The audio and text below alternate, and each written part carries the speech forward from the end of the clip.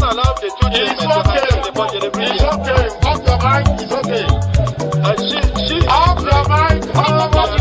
Like me. Chai! Now wow, people wey suppose talk truth to power don't off mic. And if we talk, now 500,000 they go summer us call them hate speech. But fear not, my ego don't come. Ingo torchlight every corner, nooks and cranny of all these bad people where they spoil our country.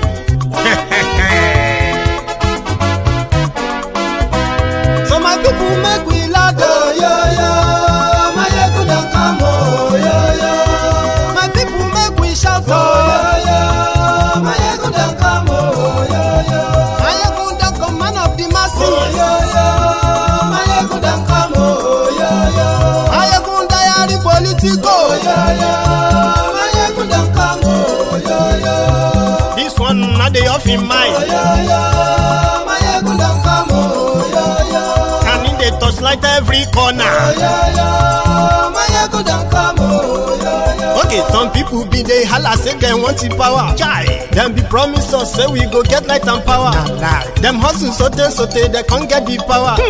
But now they know they do anything with the power. Sure. Every day, dollar, just they get the higher power. Over naira. See them talk say, make we off mind. But thank God say, my ego don't come. So my people make you ladder. Oh, yo, yo. My ego don't come. Oh, yo, yo.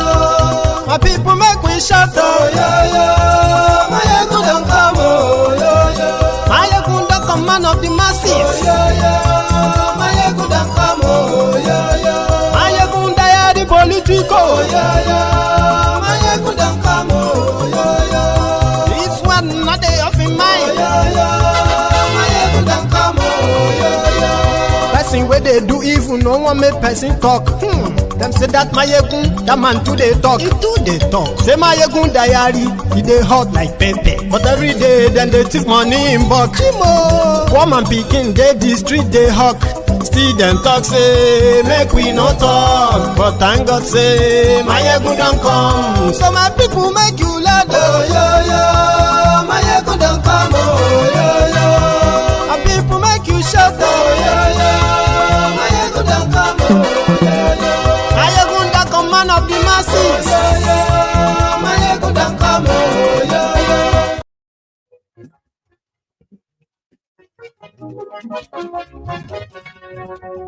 Hello there. Mayegun la wa mo la mo to do.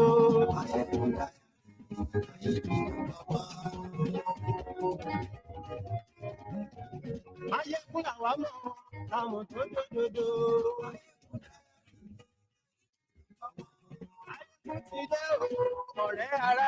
Good morning to you, good afternoon to you, and good evening to you from wherever you are joining me from.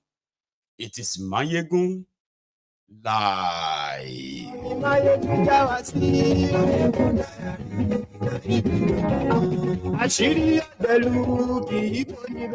Read the caption of this broadcast, the description of this broadcast. Read it if you can quickly. Then share the broadcast by inviting your friends and your not so friendly friends. Tell them that Mayegun today.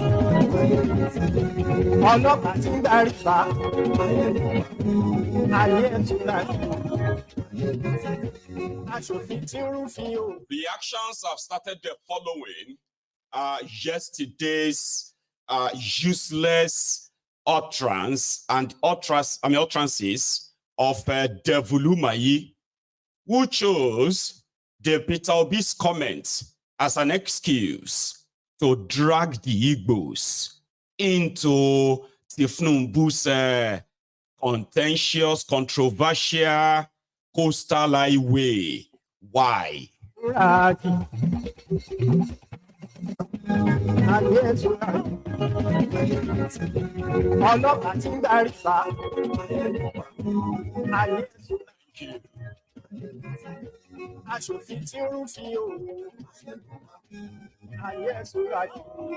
There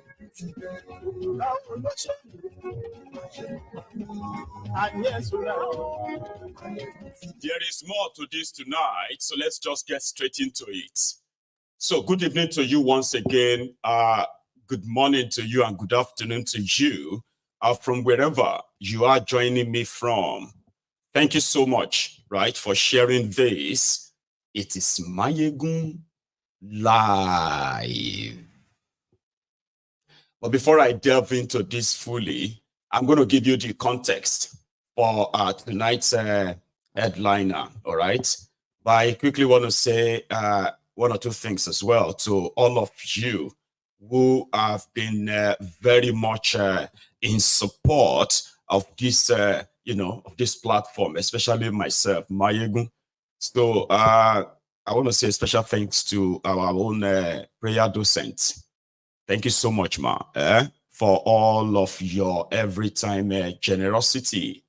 And indeed, Paul is also grateful. I hope you got my message anyway, because I don't know how to actually get that past to you than this. So thanks so much, everyone. So let's get fully into it.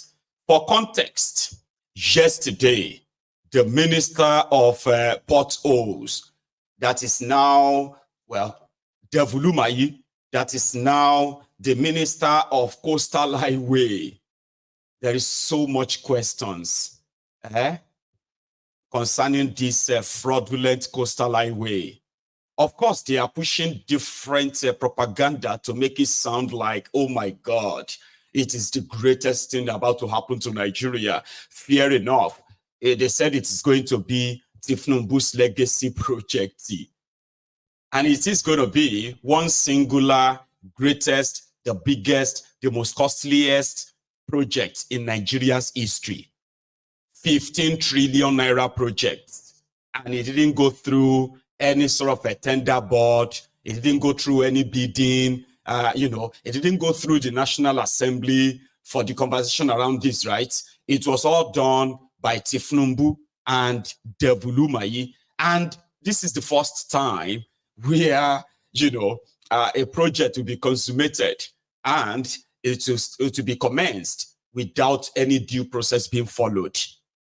And then they are like, who are you asking us to take the permission from?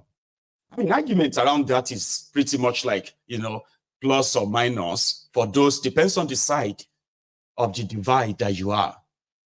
But none of this should involve the Igbos. It has nothing to do with the Igbos. Okay?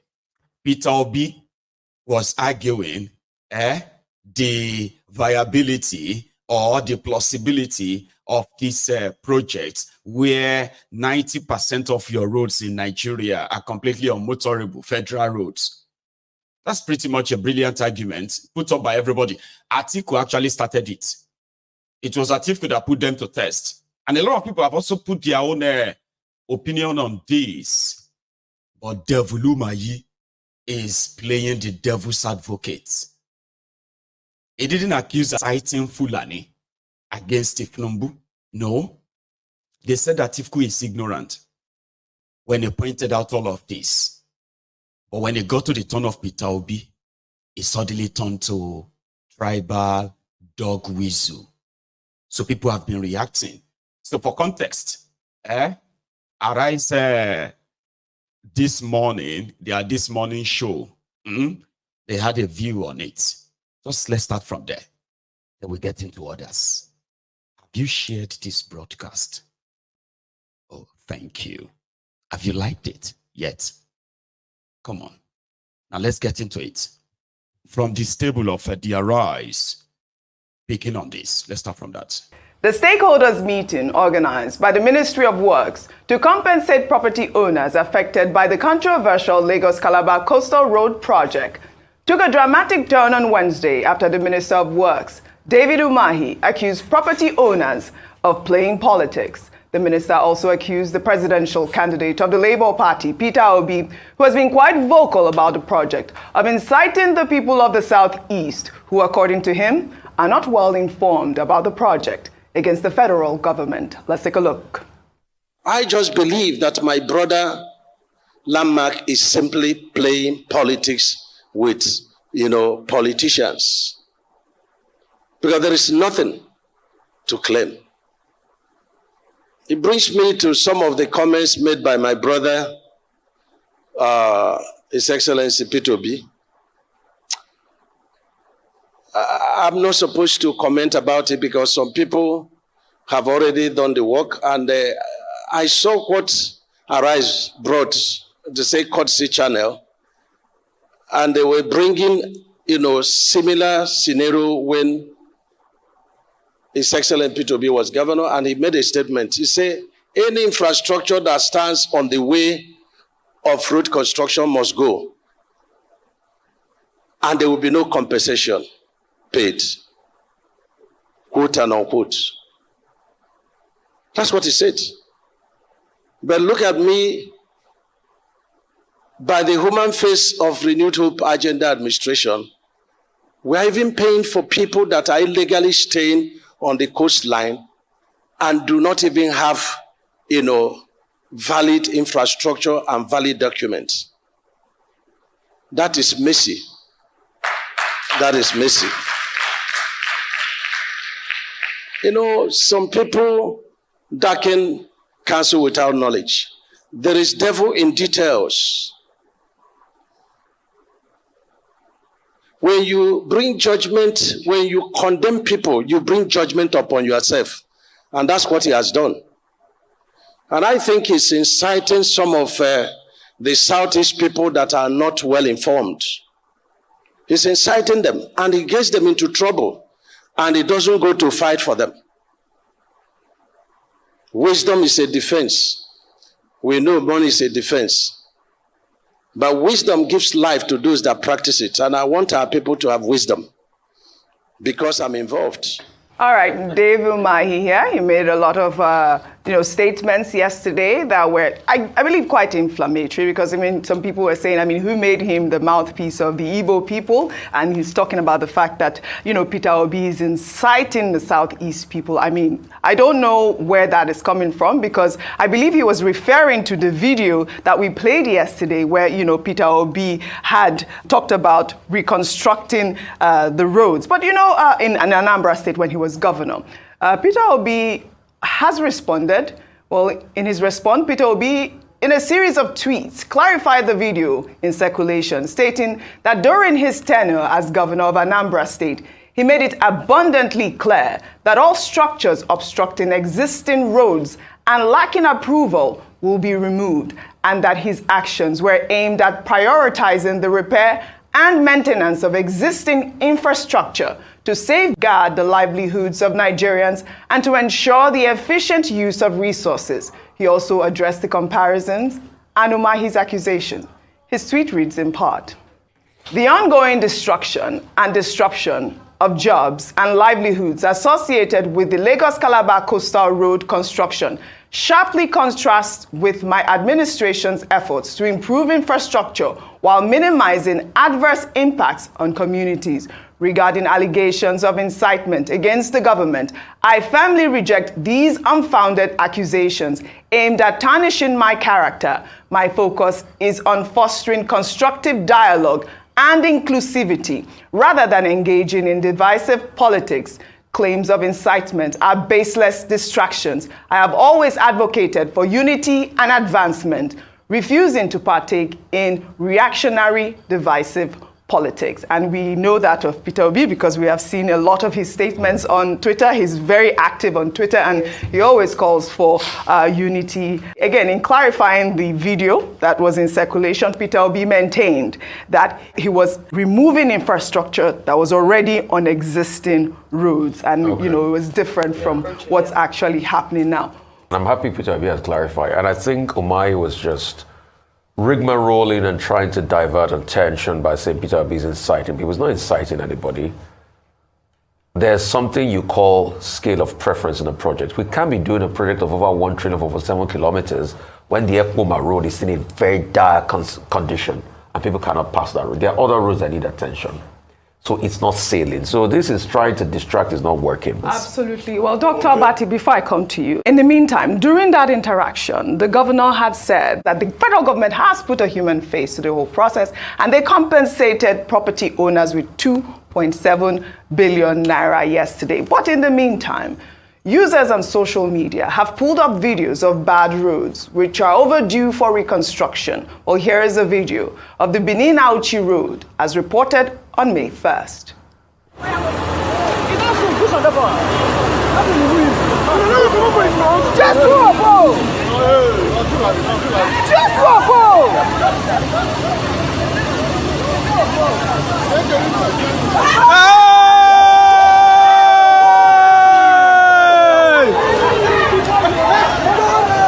Jesus, and then they tell her now, driver dey inside though. He don't ready though. Driver dey inside though. You know, see some wicked, he don't. Oh.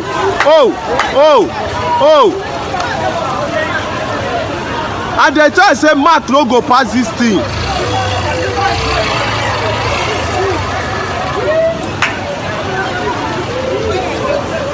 May not be saying afford this thing carry. And look at that disaster, Dr. Abati. And this was what Peter Obi had posted in 2 of his tweets. He did not talk about the fact that the government cannot construct the road, but he was talking about maintaining old roads. The stakeholders. So that, like I said, is for context. Before we delve fully into it tonight, there is nothing that there is nothing that the Igbos or the Easterners have to do with this. But David Umahi decided to blow the dog whistle. And the ethnic tribal jingoists, the APC, Lagos Abobaku, the Yoruba Ponus, the Ronukus, Ronu Nazis, they finally found something to kind of say, let's feed on this. But the question is why? Like, why would you drag your people into something that they have not that the Igbos are even complaining that, why are you building coastal roads in Yoruba land and not in our land? Why are you not, just the general comment of, what are you guys doing? Then they singled him out. I want to let Rufai finish. Then now we continue, please. May not be saying afford this thing carry. And look at that disaster, Dr. Abati. And this was what Peter Obi had posted in 2 of his tweets. He did not talk about the fact that the government cannot construct the road, but he was talking about maintaining old roads. And we are seeing this happening, and this was circulating only yesterday. But let me take a tweet from FS Yusuf, who wrote, they want to build a coastal road linking Lagos to Calabar, but Lagos-Ibadan Expressway is a disaster. Lokoja-Benin Expressway is a disaster. Kaduna-Abuja Expressway is a disaster. All our major economic roads, none is in good shape. It takes a trailer 2 weeks to carry goods from one region to another in this country. The eagerness to carry out this coastal road can possibly point to the fact that the contractor is in government, or a good percentage of the budget goes back to individual projects. I smell another elephant project. Dr. Abati, over to you. Okay, a number of issues. I'm not taking them necessarily in the order of importance. Absolutely. Now, you mentioned Peter Obi. Peter Obi is not the first person to raise issues about that Lagos-Calabar Coastal Highway. Before him, Atiku Abubakar did. Atiku Abubakar questioned the procurement process. The Waziri Adamawa said, look, this project is something being done to promote personal business interest of the president. And he said, High Tech, the company that has been given the project, the original plan was that they would do it 100%, build, operate, and transfer, according to Atiku Abubakar. And how come the same company will be given 1.07 trillion naira for channels 0 to 3 of the project? Nobody has properly addressed that question. So the whole thing about all these questions being raised, whether by Waziri Atiku Abubakar or by Mr. Peter Obi or the media, is simply that we need more information in terms of transparency and accountability. And Minister David Umahi should not think that he could just wave it off. Again, with regard to transparency and accountability, it was Mr. Peter Obi who raised the question that why is this a priority? Yeah. Now, the question to ask with regard to that, what are they doing about the old route? Yeah. This our Lagos Calabar route, the main road now, Absolutely. the one that passes through Second Niger Bridge. That's the main question. What are they? No. Just wait a moment. What are they doing about that route? Yeah. Because it is likely that the Tinubu administration will abandon that because that's also an important route, and then do the Lagos Calabar Coastal Highway. What all of this shows is that the Tinubu administration has now put a burden onto itself. With all the furore, the ulabalu that we have had over this Lagos Calabar Coastal Highway, they have an obligation to complete it. David Umahi is talking about channels 0 to 3, which is in Lagos State. Now, if they don't go beyond that Lagos State, people will accuse this administration of just interested in creating a road in Yoruba land and not taking it all the way. So President Tinubu must see this as a legacy project because he will be reminded if he doesn't complete it within his tenure, whether he's going to use 4 years or 8 years, you know, that he simply did it just to satisfy Yoruba Southwest interest. Northerners, even if he completes it, will say that this is a road that he has done in the South. Now, you pointed out the example of Benia-Uchi route. Yes. There are so many other routes. That's why I read that tweet. There is the East-West route in the South-South. There is the Lagos-Ibadan Expressway, where that's even in a better condition now. One of the things that the Buhari administration tried to address. But David Umahi has told us that they are working on other routes. He has talked about Badagry, Sokoto. He has talked about Calabar to Maiduguri. Now, we hope that attention will be paid to all of these other roads. But these roads that you showed us this morning, it's a statement on the Buhari administration, the maladministration that Nigerians had to endure for 8 years. So much money was spent under President Buhari on roads. Where are those roads? Those are the questions. But President Tinubu has said he's not here to complain. He knows he has inherited problems. Can he solve those problems? And can we have evidence that he's working at of our greedy leaders? Oh, Tonja, where are you?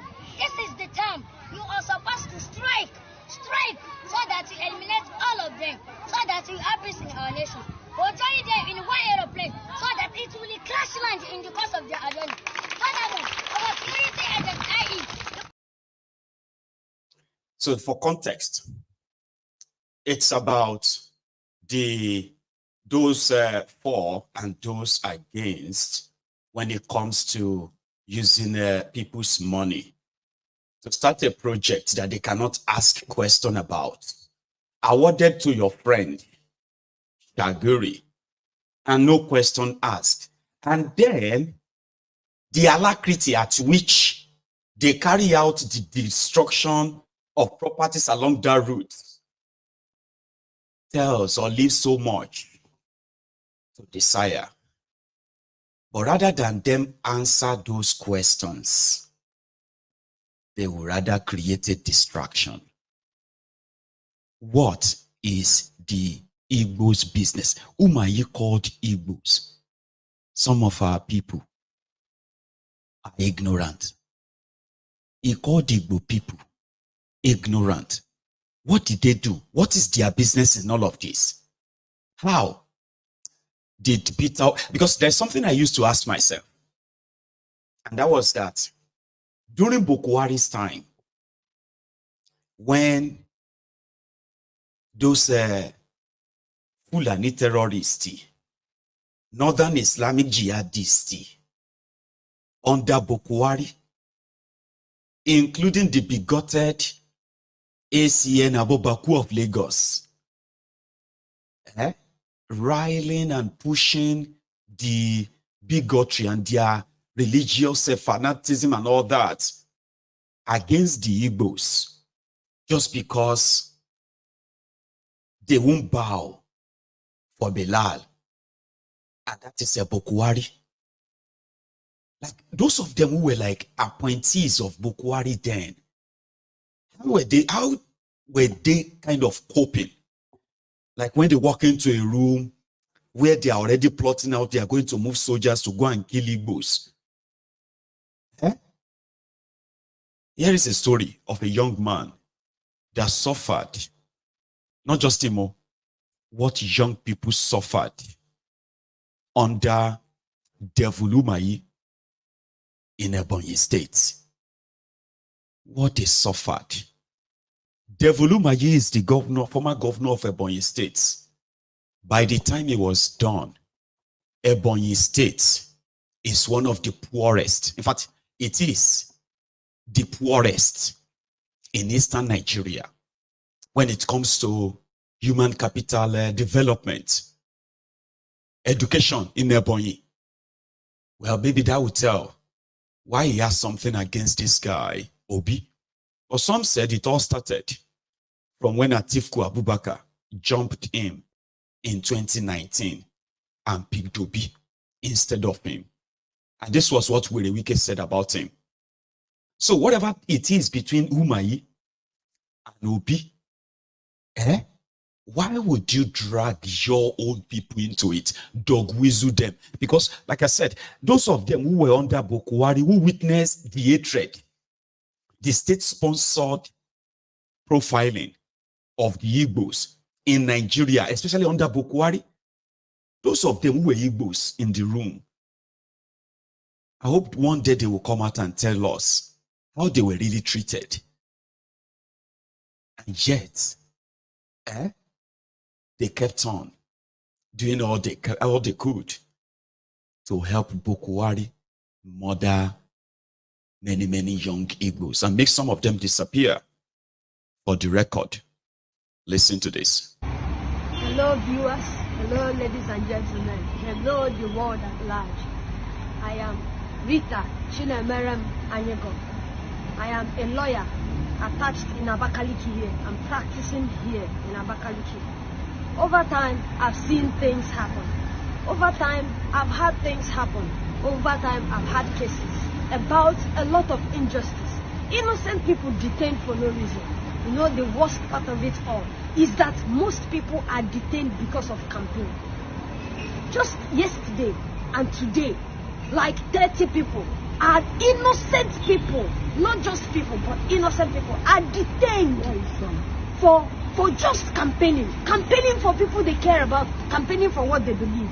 Please release them. And I am tired of this injustice. In fact, literally the entire judiciary is wrapped around politicians. It's wrapped around our executive, which is David Umahi. For some reason, he has oppressed them. He has tortured them into believing that he's a god, into believing he's a tyrant, and that is why they don't think they can do anything about it. And now most of them can do nothing but just give an unjust ruling about things and still let it go. Please, if no one else can hear me or do something about this, I am calling on the entire multiverse to help us. Ebonyi people are crying for help.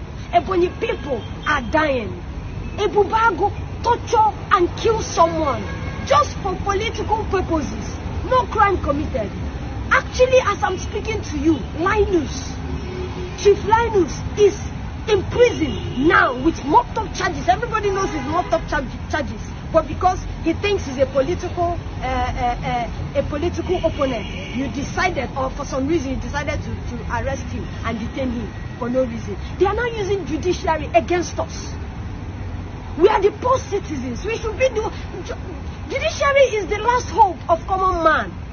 Where else do we think we can run to if not to the judiciary? Now judiciary has been politically subjected to weird things, to weird judgments. If you think you can appeal, where else do you appeal? To God, if not Supreme Court.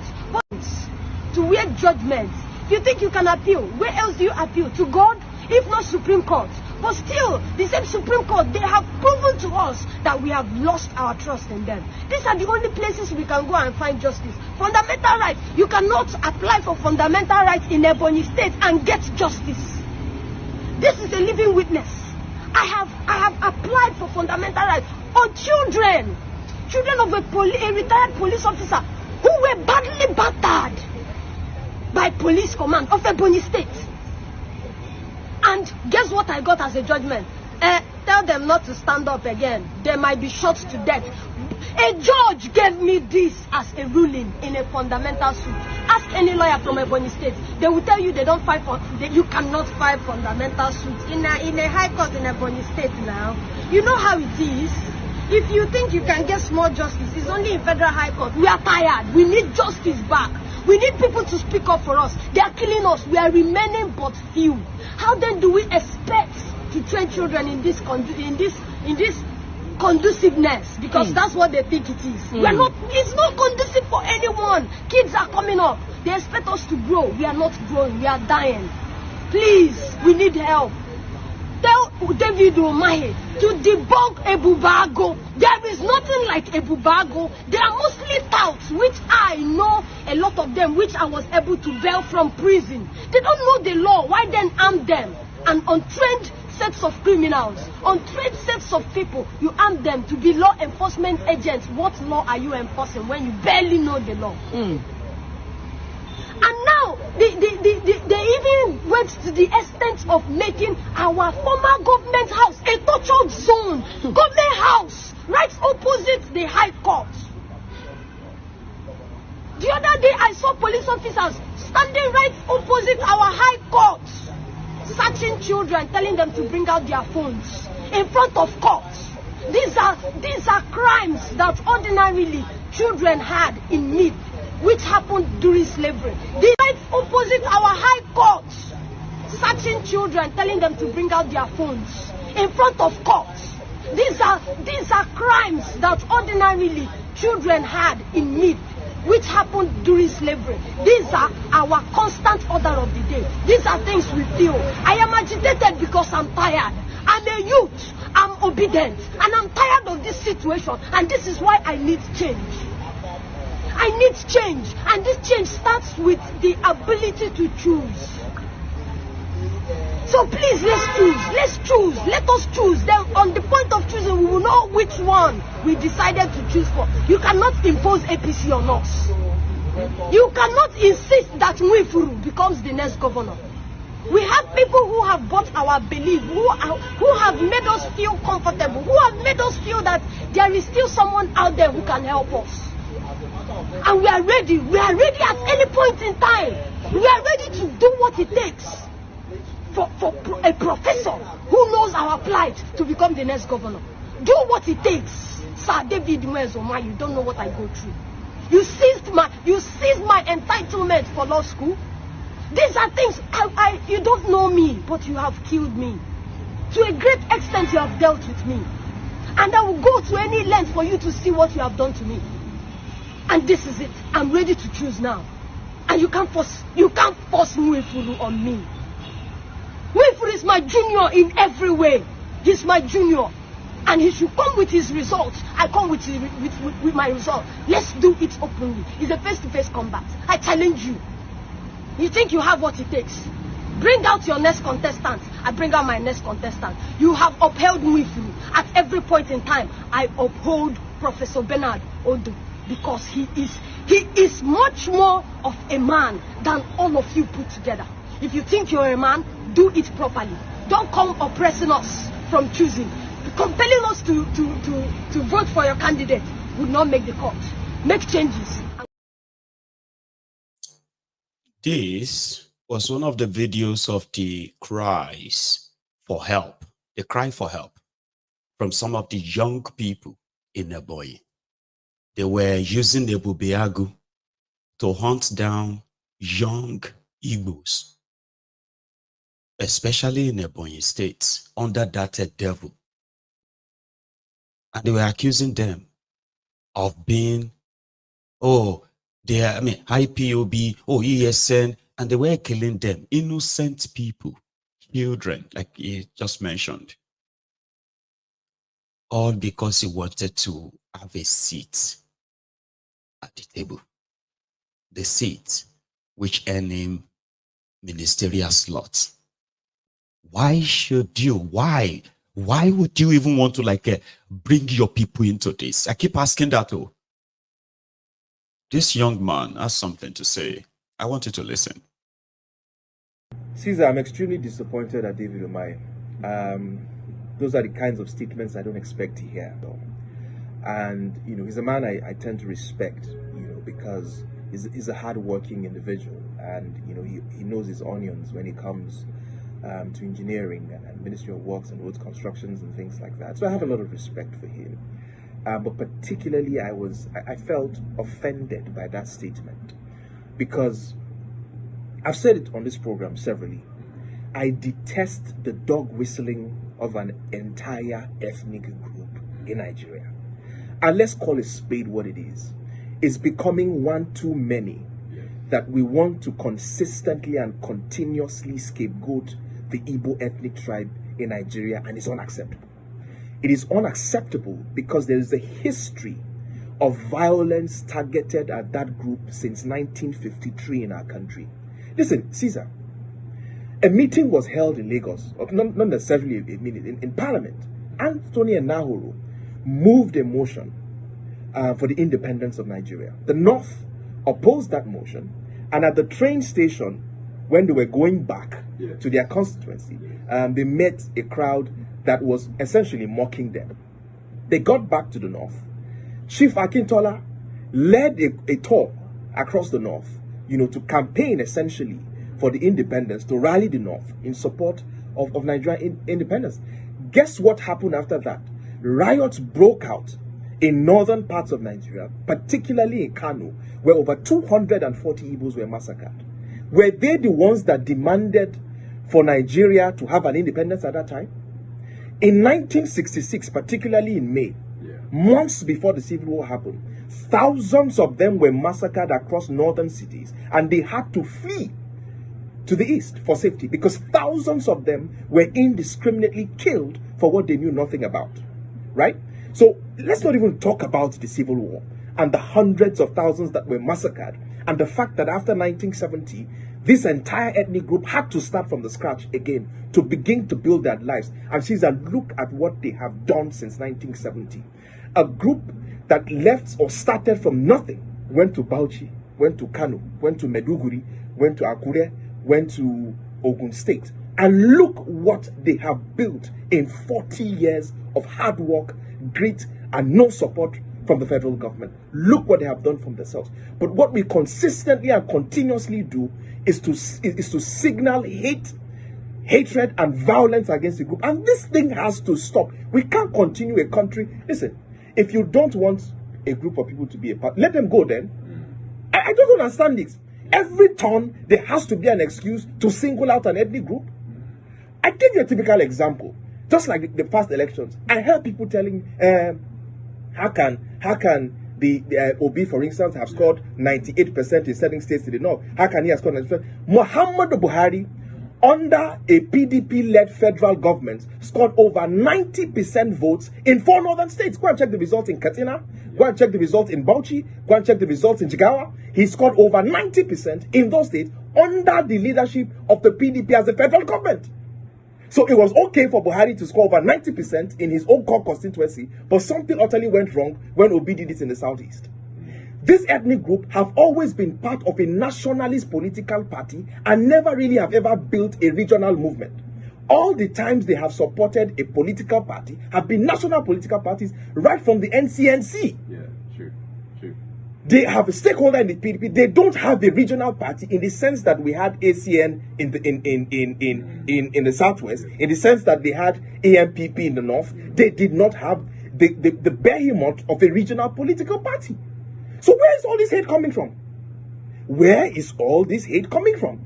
They tell you now, for instance, that they have a rabid mob who are harassing people on the internet because their candidate lost. We have very short memories. In 2011, a candidate lost in this country and over 800 people were massacred in violence in the north. I so know this Because I personally saved 11 core members and were hidden in my father's hotel in Kano. So what are we saying? 800 people were massacred because of the ambition of somebody in this country. And suddenly we are losing our minds because we are saying people are insulting you online. And they're a rabid mob. Let us stop this. Let us stop this ethnic dog whistling. Let us stop this ethnic baiting. And this thing should not continue. We are one people, one country. Caesar. Don't say that one. We are not one people, one country. So you will say the last one, but you've spoken so well. You heard him.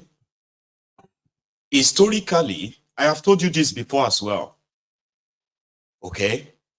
Whenever the ruiners, the criminals in charge of Nigeria, whenever they look for who to blame for their failure, for their own incompetence and corruption, just blame the Igbo. How many of you remember that? That it is like an unwritten code in Nigeria. How many of you remember that? That is Igbo profiling. And I was saying that, I told you that, I said, saying it is not because Igbos need anybody's pity. It is just to open the eye of so many of you of what it is to have a systemic Cold War in your country against an ethnic nationality. In this instance, the Igbos. So they don't need our pity. One thing you should remember is this. Those who chose to go for the Igbos, they will come for every one of you, because it is not just the Igbos they are coming for. They just make the Igbos like a national project, unwritten code. If you have no idea what is wrong with Nigeria, just blame the Igbo. It's so easy. But when you ask them, majority of them, to tell you why they so much have this generational hatred towards the Igbos, they will have no real thing to say other than their people. Their people are always, and when you ask some of them, how many Igbos have you really encountered, have one-on-one relationship with in your life? Probably none. But they have been conditioned to be like that. Among the people that destroyed Nigeria, the Yorubas, the Hausas, the Fulanis, the Igbos, the rest of all, all those ones who have had a shot at the government of Nigeria, nobody is even asking them to build bridges. Only the Igbos are told to build bridges. Bridges with who? Okorocha built bridges, became Julius Baja. Last, he even spoke Arabic. It all came back to nothing. Because from those of you who know the history of Nigeria now, especially those of you who have followed the history on this platform, you shouldn't be so surprised when they came for the communists. I look away because I'm not a communist. They came for the socialists. Well, I'm not a socialist, so I looked away. And they came for the Jews. Oh, fair enough, I'm not a Jew. I watched them kill them. So I'm spared. Then they came for the Christians. So, well, thank God I'm not a Christian. Then they came for the Muslims. So fair enough, I'm not a Muslim. So I'm spared.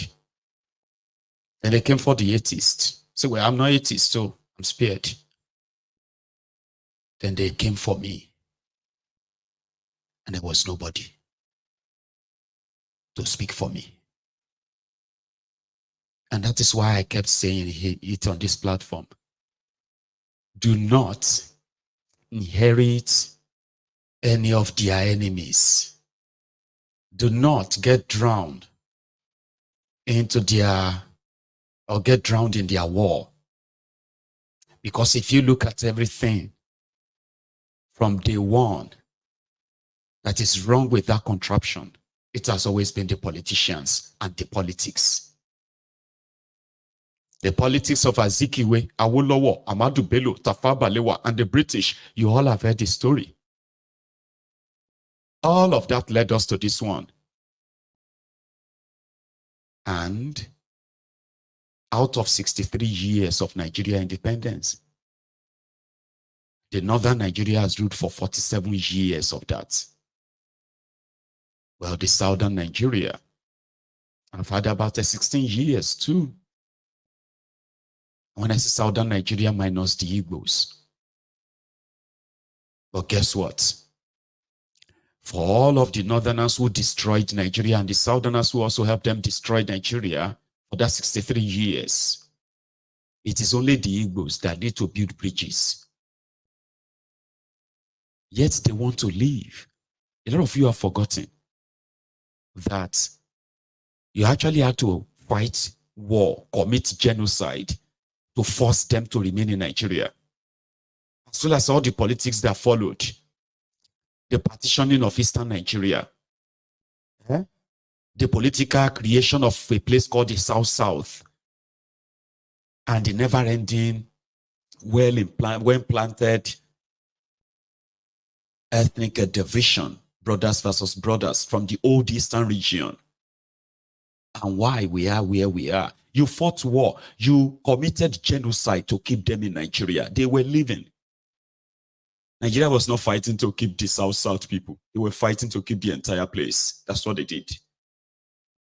The men that committed all of this came back together. For those who survived, they were eat together. In their old age, they even grew old.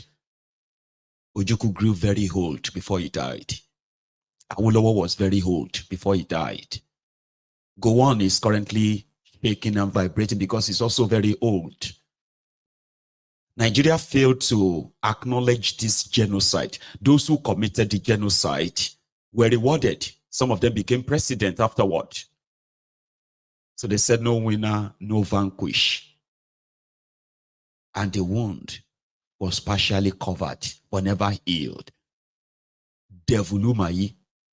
David Umahi is probably a teenager when that war of attrition broke out.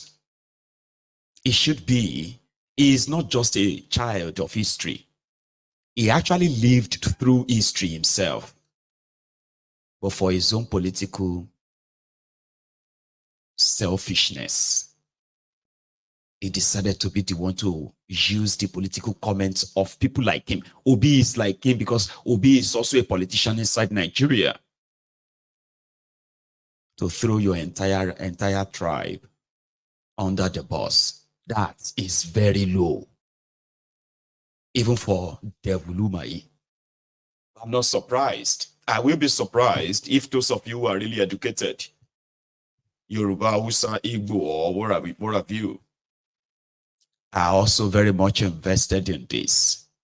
Since somehow, it could be appealing to your bigotry. Now that everybody is actually living a lie in that country, okay, where the government is sponsoring the media or sponsoring people on social media to go tell the people that this one is sad though, but make I show you something. The government that is telling you that they want to generate employment, attract investors, have chosen to start a scam, a fraud called the Coastal Highway that they have no real plan of building. I have said this and I will remind you, whether it's going to be another 4 years or another 10 years, I will be here to remind you. They have no plan of constructing anything. It is a pure land grab using the federal might. But before I show you this, right? Before I show you this, I want you to listen to this.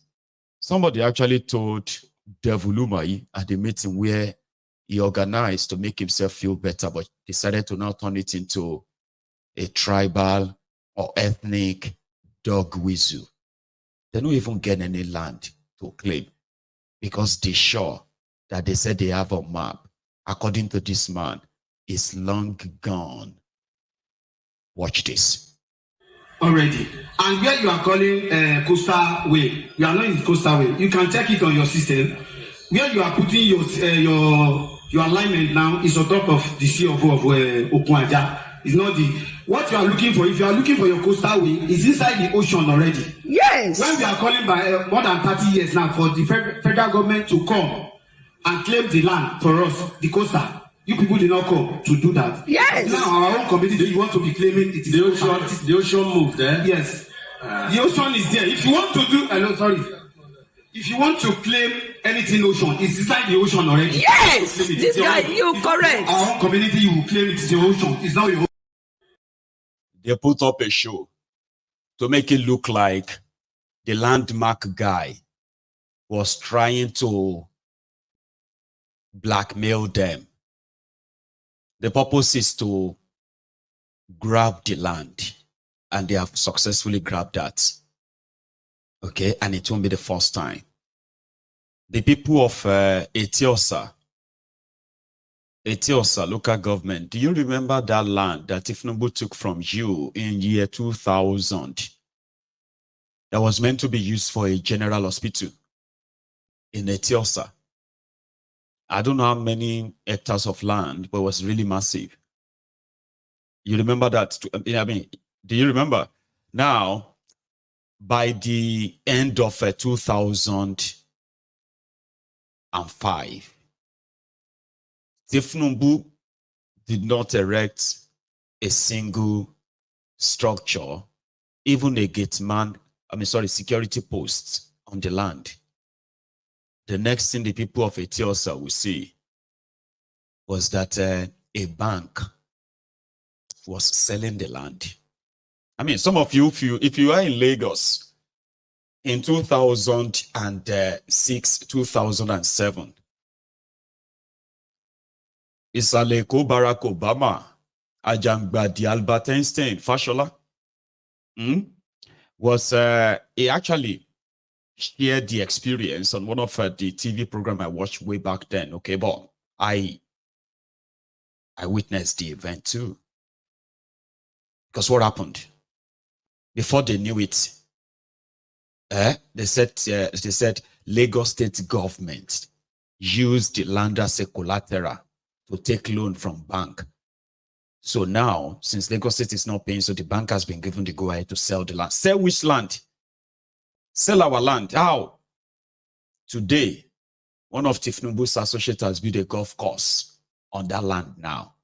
And the rest of the land is now, what is it called again? They've built an estate there, owned by thiefnubu. Of course, through proxy, you know. So grabbing land is their usual way.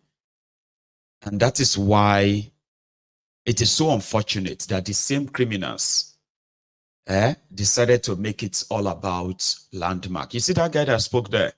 They called them to come and collect money, you know, compensation money. And they rejected it. So it's not only landmark. There are some communities along the route as well, where the ocean has claimed like hundreds, if not thousands of hectares of land that is already in the ocean in what they call the climate change. Makes sense, right? At least it makes sense. So the guy told him, he told David Umahi, listen, keep your check. We don't want your money. You can't take any land from our place. We know you are going to try, but anyway, we'll see. Because if you are looking for your land is inside the ocean. Go and check your map. We have lost land too to the ocean. So you need to go, if you want to build your road there, you have to go and build it inside the ocean there. Or better still, start claiming the land from the bank there, not ours. If you hear that they started kidnapping contractors or started shooting people and you started hearing crisis, it won't be a surprise. In 2007 governorship campaign, when thiefnubu took Fashola to that same part of Lagos State, you know what the people did? Despite the fact that he's their governor, when they enter them, it's only because the car that they were in, thiefnubu and Fashola, it was a bulletproof car. If not, now the money left for don't kill Fashola. He shared the story. It's a true story.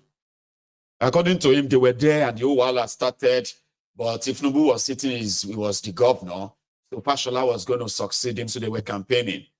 And he said, while the security guys were trying to clear those people away, one guy just crawled and just came to the side of the car. And he just pulled out a gun next to the, to the back seat. And the bullet bounced and the gun in his hand kind of like flung away and the guy started running, like ran away. But Fashola, who was there, who witnessed it, like somebody pointing gun at you like that, was like, he said it was shaking. You know what it means? Like when you are like, oh my God, that could have been me, I could have died. Why the druggie, Kolu, according to Fashola, Kolu was there like, don't worry, all right. Like he wasn't bothered. He was unbothered. Fair enough, the car was a bulletproof car. That was how angry the people of that local government area were at the level of the land grabbing of thiefnubu. So yeah, it's not just about landmark. So now they have decided to send out, what do you call it? They decided to send their troll out, okay? Take a look at this. The guy who owns the landmark is an Igbo guy, okay? And for some reason, we know, I have told a lot of you that whenever you see them talk or blow the dog whistle on social media, that a lot of you unconsciously takes their bait. Have you read all of that? See all these horrible things coming from these guys. These are the fake accounts on social media, okay, that are paid. They call it gig. So the guy was out to say, well, guys, we have reached an agreement, okay? So we will no longer have the beach, but we still have the hotel. So if you want to come, if you want to, because according to them, they say it's a club, sort of a resort, okay? So you have to be a member. And as a member, you pay for different kinds of services. And there have been those who have kind of paid for their membership for the rest of the year. So the guy now posted online and said, well, under the current situation and all that, we are giving you the option of converting the balance in your account, use them for something else within our service, also within our establishment, or we can refund you the balance of your membership and all that if you want to pull out. That was what the guy posted there. And they started attacking him. So what now makes sense is that I remember when they said they would do everything to destroy the Igbos and the Igbo businesses in Lagos. And some of you felt like it was just a free talk. It wasn't a free talk. Somebody did actually say something back then, and that person is this guy. I don't know if we should believe him or not, but I actually want to believe him. Bakar once said this about the plan to go after the Igbos. Watch.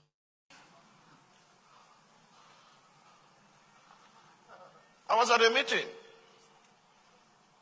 a few days back last week, and they said, the Igbos, we must find a way of checkmating them. I sat there in the midst of them, and the man said, you are not even saying anything. I said, what is the offense? He said, they are bought everywhere in Lagos. They are buying and buying. And I said, when they came with gun and shot your people, or your people collected money for the purchase. Baba looked at me and said, why are you like this? I said, I'm like that. Did your people sell to them? Or they brought gun and said, your land or your life? Why don't you learn their industry? Who asked you to sell your land?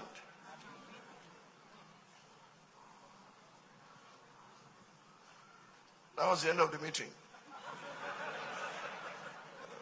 If you are going to invite me into a meeting where we are going to move the nation forward, don't pitch one tribe or ethnic nation against the other. It's not going to work for those of us who believe that the best of the North and the best of the South must come together to steer the ship of our nation. Do you understand me? Okay.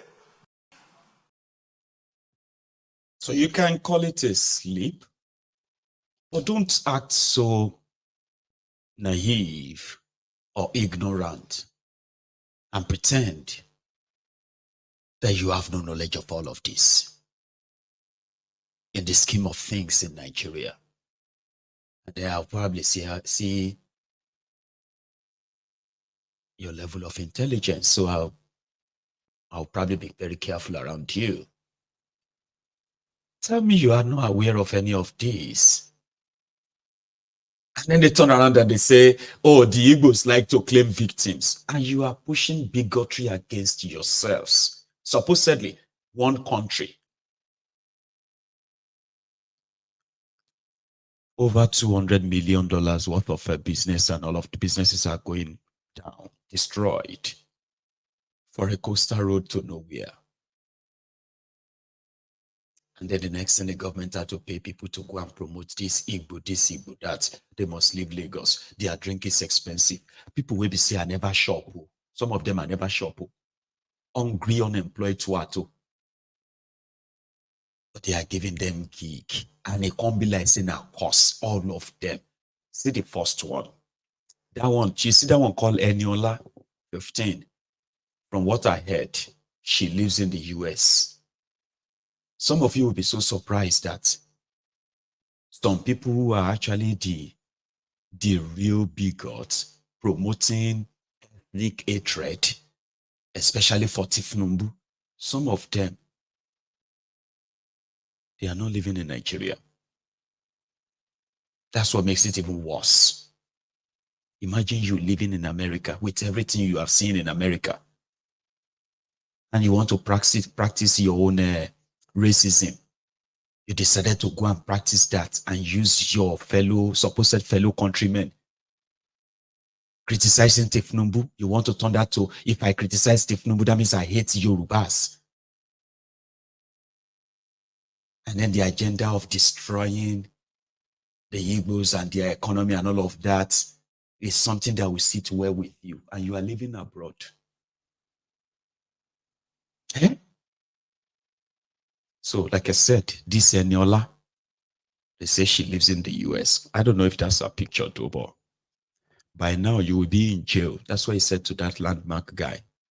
You are whipping up sentiment from people against your government for a legacy project that will open doors for millions of citizens. How can a bridge open door for millions?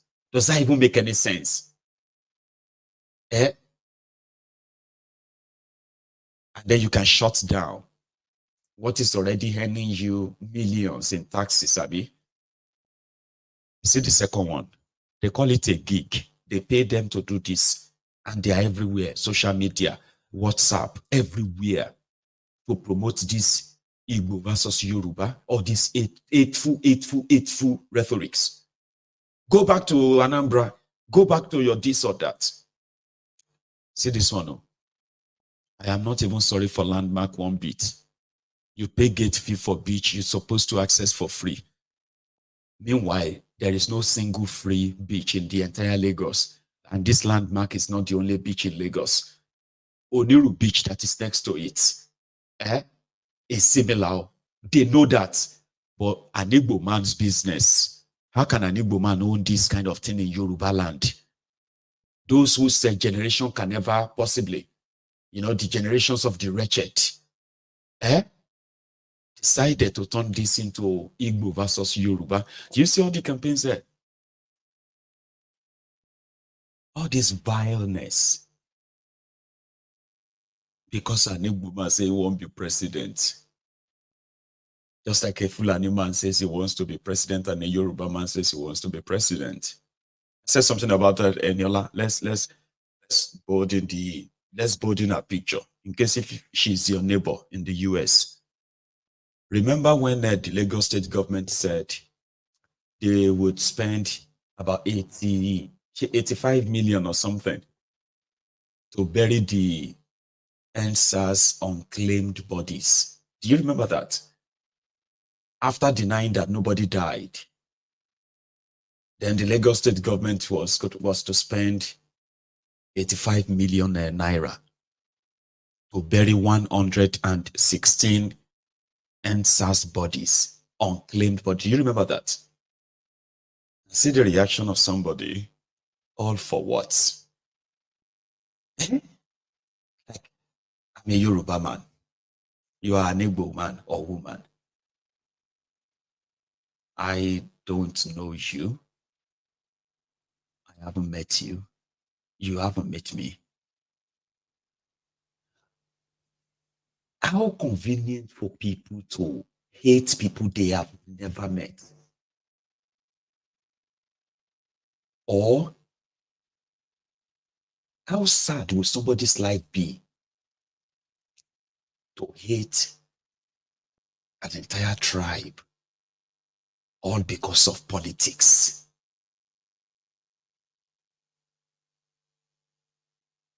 Now listen, these guys with their propaganda did so well to make NSAS as if, like I told you, anything that happens in Nigeria, if you don't understand it, just blame the Igbos. This thiefnubu and their dangerous politics, the politics of tribal jingoism, bigotry, hatred, and violence. It's so dangerous that it is not just it's not just against the Igbos, it is even against the Yorubas too. They turned the propaganda of NSAS to Igbos coming to burn down Lagos. They continue to push it. The NSAS was the Igbos' plan to destroy Lagos, despite the fact that there were those who sponsored the criminals, the thugs. Everything is on video, on camera. They sponsored thugs to attack peaceful protesters. They started burning properties, create violence. But this Olori Buruku Abobaku of Lagos, some of them are not even from Lagos. They are from all this Okoko, Ekiti, Okoko, Irabichi. And from there, they are sending this hatred. Like, what kind of human being would you be that you'll be able to harbor in so much hatred towards people that you have never had any encounter with in your life? She research, I'm trying. So they denied that nobody died at Lekki toll gates and across Lagos for the NSAS. Then, 2 years after, they decided to bury the bodies of the dead people or the corpse of those who died during NSAS. And it will cost them 85 million naira. So it became news. Guess what this Eniola or any what she said? So that you can see what social conditioning, hate can do to someone. Because I'm still trying to process it. Now, here, he said, Lagos state government acted so naive. You played into their hands again. Mass burial is what they want to hear. Why not donate the corpse to medical students as cadaver? All these official channels memo will land you in a diplomatic maze. Somebody with the America, according to people, a woman, a young woman with this so much hate, all because of politics. They see the one that wrote after exactly what they should have done what Lasut medical students should have used. No one will be making noise now, and it would have been, it would have been cost effective. 6-something million naira. They denied killing these young people during the October 2020 NSAS protest. They denied. For somebody this young,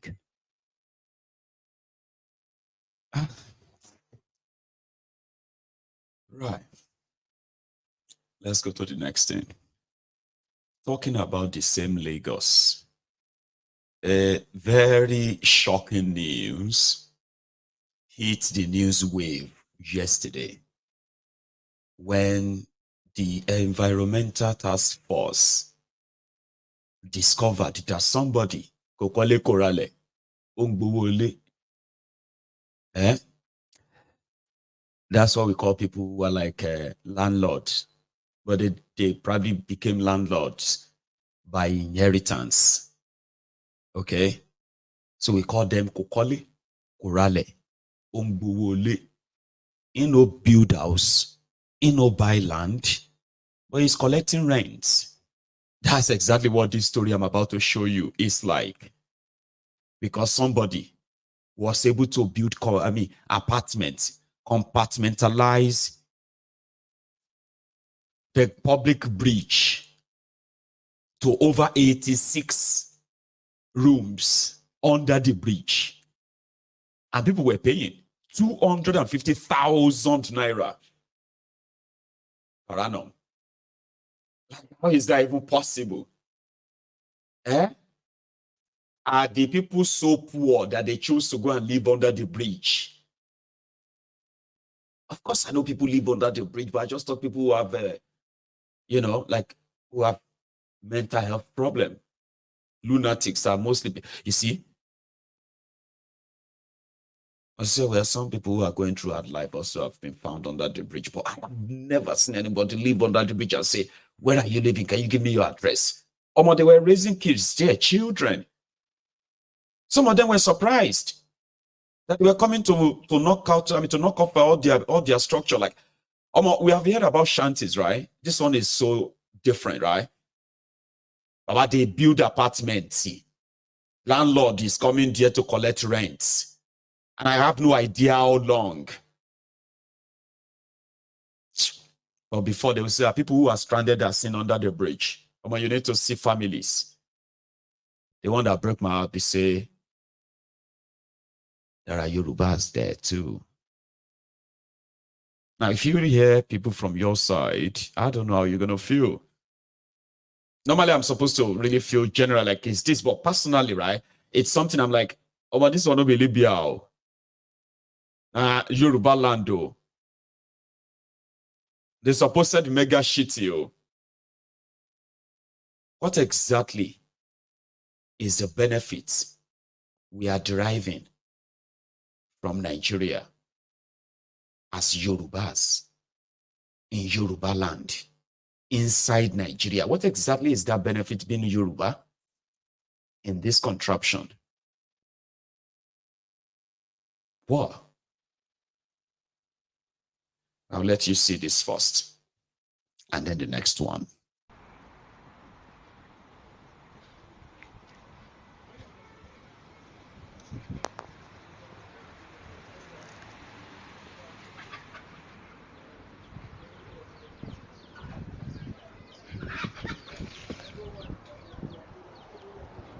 Bangwe?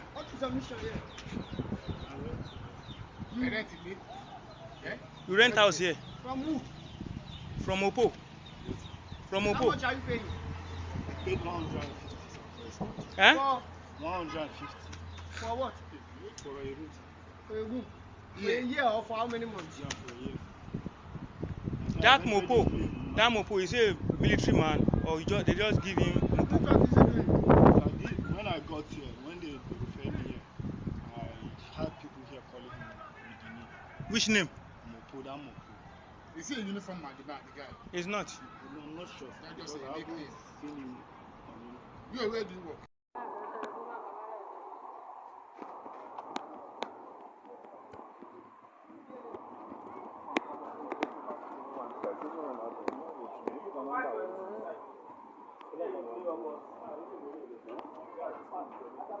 Now here you live, madam. When have you been living here? Since last year. Yeah. Now here you born this your baby. Where? Okay. This is where you two are staying. Eh? This is where you are living.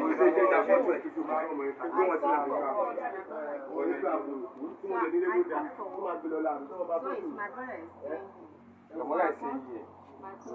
Your brother. Which one of your brother is doing? Which one? He's an agent. Agent. Hey, I'm down with you. What? I look for him. Oh yeah. This is where you are living, madam. Put on something nice. This is where you are living. I know phone, you know. Eh? Is this where you are living? You say you're mad? You think we are just here? Sorry. Come outside.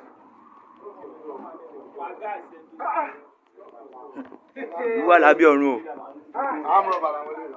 Ṣé bí ni wọ́n náà ń gbé?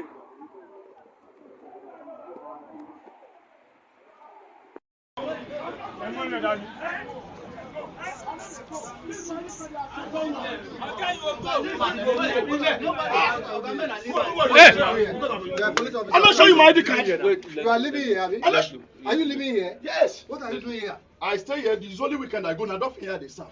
So is it the place you are supposed to rent? This is where I hide myself. I did not even rent house. You know rent This house? container that is here. It's embarrassment. It's not an embarrassment. I have my house that I built myself. Why can't I you go stay there? in Mobi, but I can't go.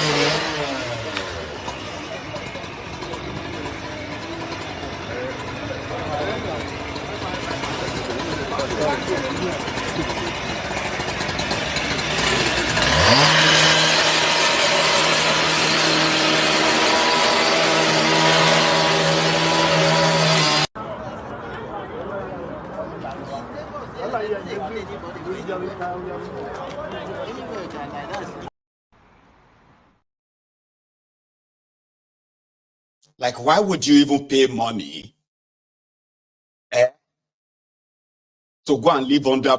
See, as bad as Lagos is, right? If you have 250,000 naira, you can still actually get a room, Paranomo, in Shomolu, Bariga, Ajegunle areas. You think I'm calling bad areas? No, they are not bad, because nowhere is really good in that mega slum. So stop deceiving yourselves, okay? Because for those of you who are pretty much feeling like you are living a posh life, Ikoyi life, we all know Ikoyi life, okay? And it is a life of, it is so fake that a lot of you actually have to tell yourself that you are rich before you can remember that you are rich, because everywhere around you, you can smell the slum. Come on, don't pretend. Even with your tinted glasses, the road will tell you where you are. So all that thing about, sure you get hair. Where is the slum, right? Why would you pay 250,000 naira per annum to live under the bridge? And that man that said, I have my own house I built. I only come here once. I don't even live here.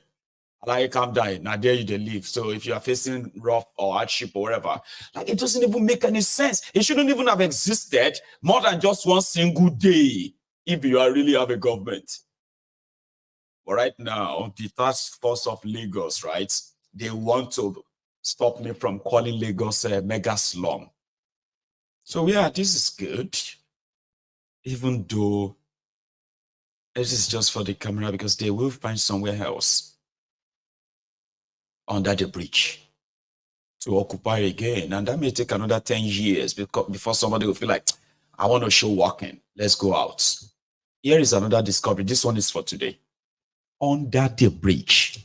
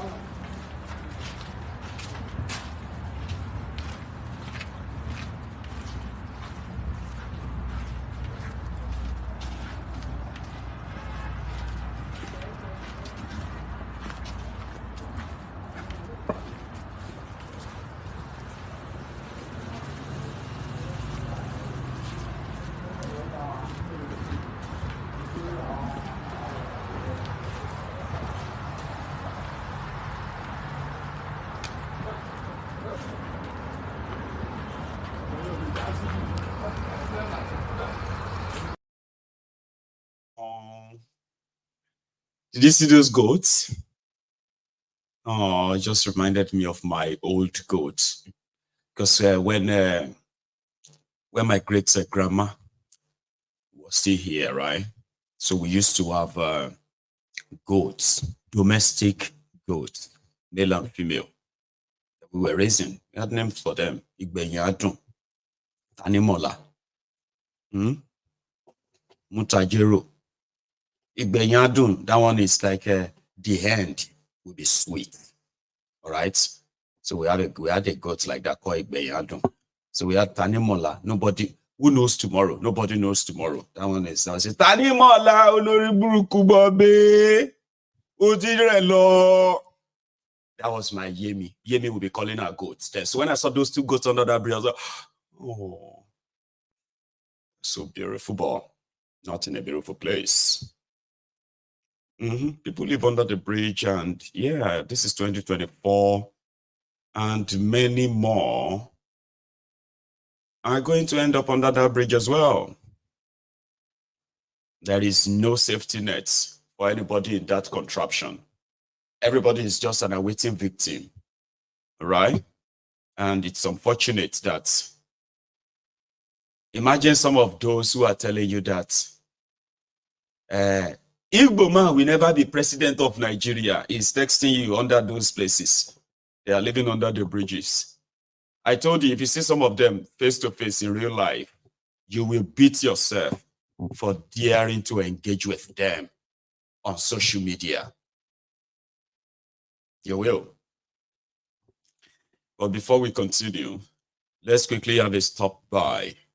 Showore was in court today. Do you know why? Well, Showore returned back to Nigeria yesterday. I didn't even know he had a court case today anyway. So yeah, that's him honoring his court appearance because Nedumoko. What's that his wife? That his wife's name again. Benita. Anyway, you know Ned, the guy that is promoting, who is promoting a bill that will allow all of us to carry gun and defend ourselves. Ned. Well, Ned has been involved in land grabbing and has been reported. He's a land thief. using his influence, using his power, okay, to steal people's land in Delta. He's a very powerful guy and also popular. So he wanted those people to keep short. So he got them arrested. He's arrested king. Yeah, he has arrested village head, all because of land. And I think that was when Sahara Reporters now reported the story. Ned became upset. He sued Sowore for defamation. And Sowore was like, okay, fine. Unfortunately, since the case started, Ned has not been showing up. And I think that was what prompted Showore's reaction inside the courtroom this morning. I'll show you. The person who is pushing the case sent a DHL to our Sahara Reporters office in the US to ask for a retraction of the story.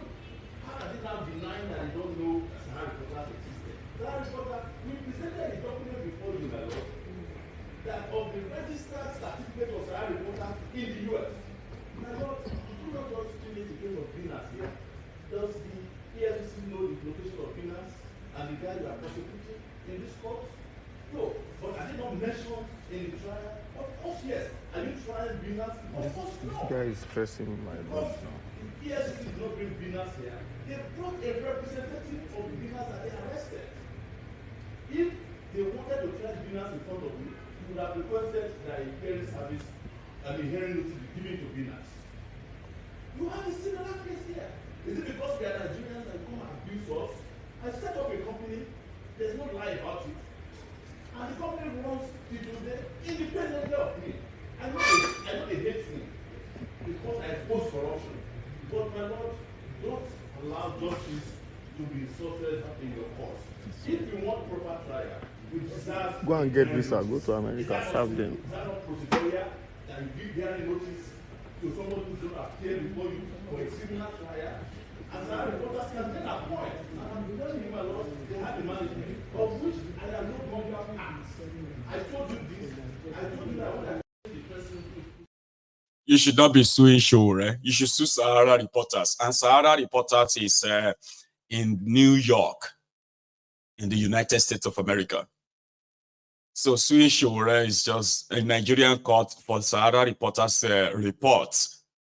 Is an abuse of court process. That was why Sowore turned to a lawyer there.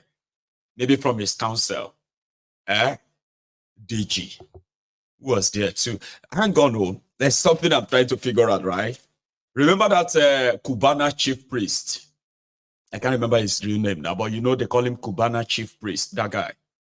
That got, arraigned for devaluing Naira. Remember him?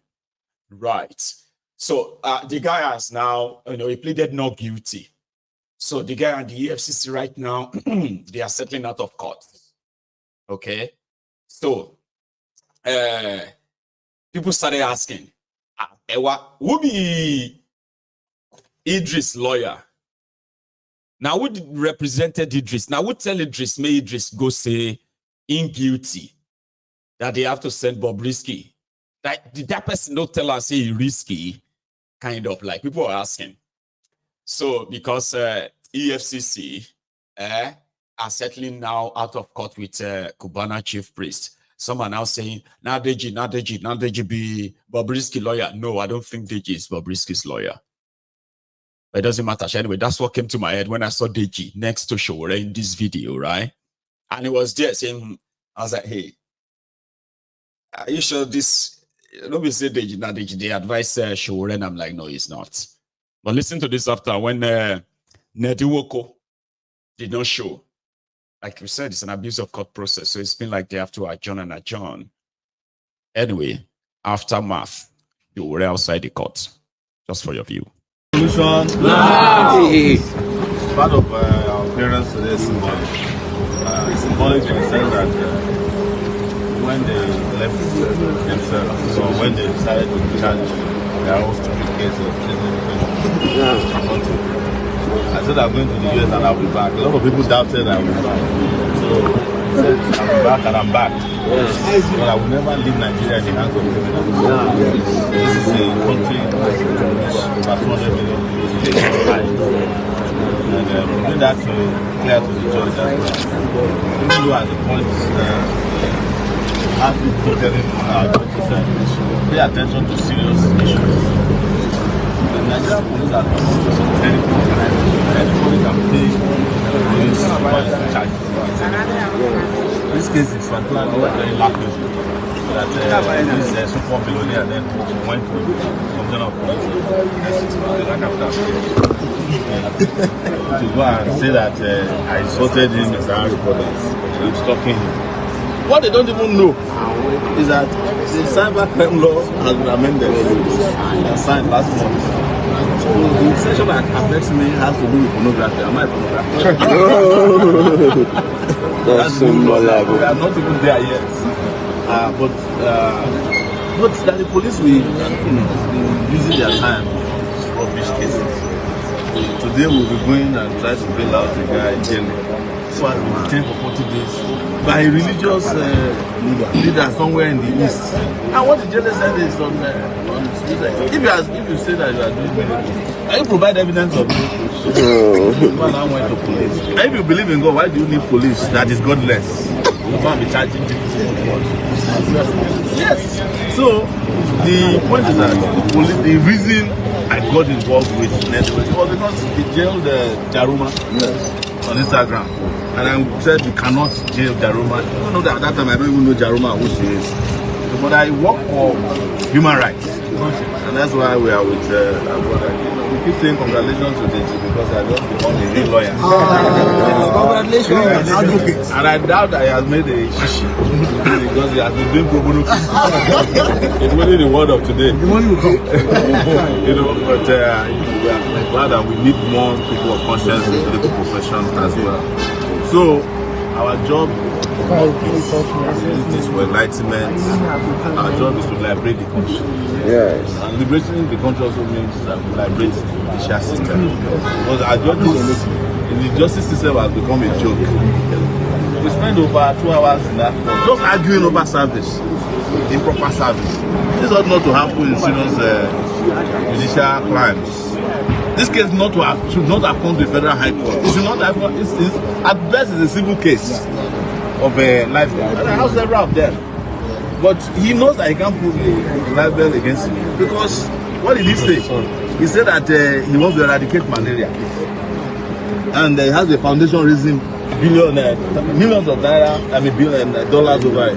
And my question was that if you are eradicating malaria, shouldn't you start in your house in Abuja? If you go to your Neduwoko's house in Abuja, is there no mosquito there? He said that was not what he was. That was what he was said. That's what he told Jaruma. And now he's a senator. That also shows to you why the Nigerian Senate or the legislature is a joke. When people like that find themselves in there. And I'm not the only person. He has been jailing people for land reasons and all. So we motivate our country for most importantly, there's hunger in the land. Yes. There's starvation in the land. We don't have fuel. They have increased prices of everything. Yes. Food. And they have been saying that the dollar will go up. Sometimes we go down. Sometimes we go up. The truth is that the dollar cannot. The naira cannot fight the dollar. It can't fight any currency. You are talking about dollar. The naira is weaker against the CFA. SEPA. Yes, in the Republic, Togo and the rest of this. It's weaker. So who is working on that one? And the problem with naira is that the Central Bank of Nigeria, who is in charge of our monetary policy, is also doing commercial banking. Is also doing NGO work. Is also doing foundation work. So what they do is that when the naira comes down like that, Central Bank officials buy in large quantity and then they allow it to go back up again and sell. Yeah. In 1 week, if you have $1 million and it's at 980 and you buy, in 1 week now that it's at 350, you have made 300 million naira. Why would they ever allow the naira to work? And these are simple economics. When you see some of those jokers on TV saying that they are economists, they are doing analysis, they don't know anything about economics. So, and the worst people when it comes to public interest is the thiefnubu regime. They came here to make money. Yes. What they did in Lagos is what they are now transported nationally to Abuja. You guys haven't seen anything yet. I'm telling you, we haven't seen it. The earlier you rise up, the earlier you wake up, the better for you and the better for all of us. Revolution. Nigeria is so corrupt, which I regret the day I was born in this country. It's unfair. This is unfair now. This is unfair. Nigeria. It is unfair, unfortunately. Anyway, show is back there with you.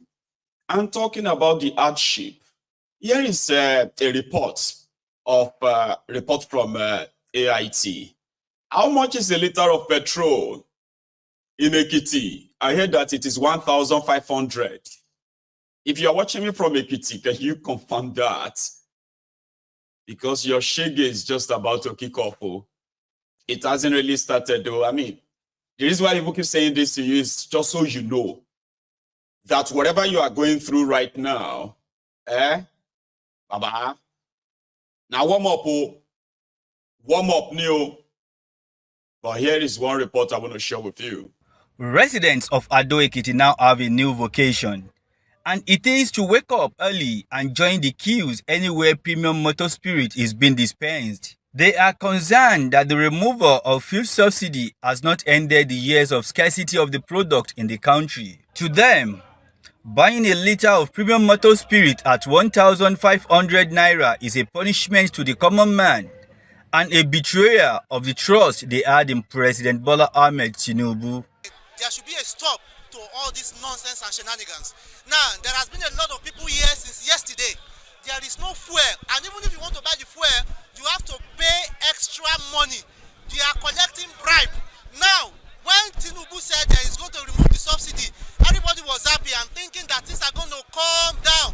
But look at what is happening right now, and they are busy buying cars. We find ourselves in a situation where you have to spend hours on queue, and even eventually at the verge of getting the fuel. The filling stations will close and we shut down their services. So this is unfair. The government has not given us convincing reasons why we have to celebrate Workers' Day with scarcity of petroleum products. Olu Olobele is the chairman of Petroleum Dealers Association in Ekiti State. He argues that the scarcity is caused by the non-availability of the product in private depots. There's no petrol in the private depot. And NFPCA supplied all the private depot.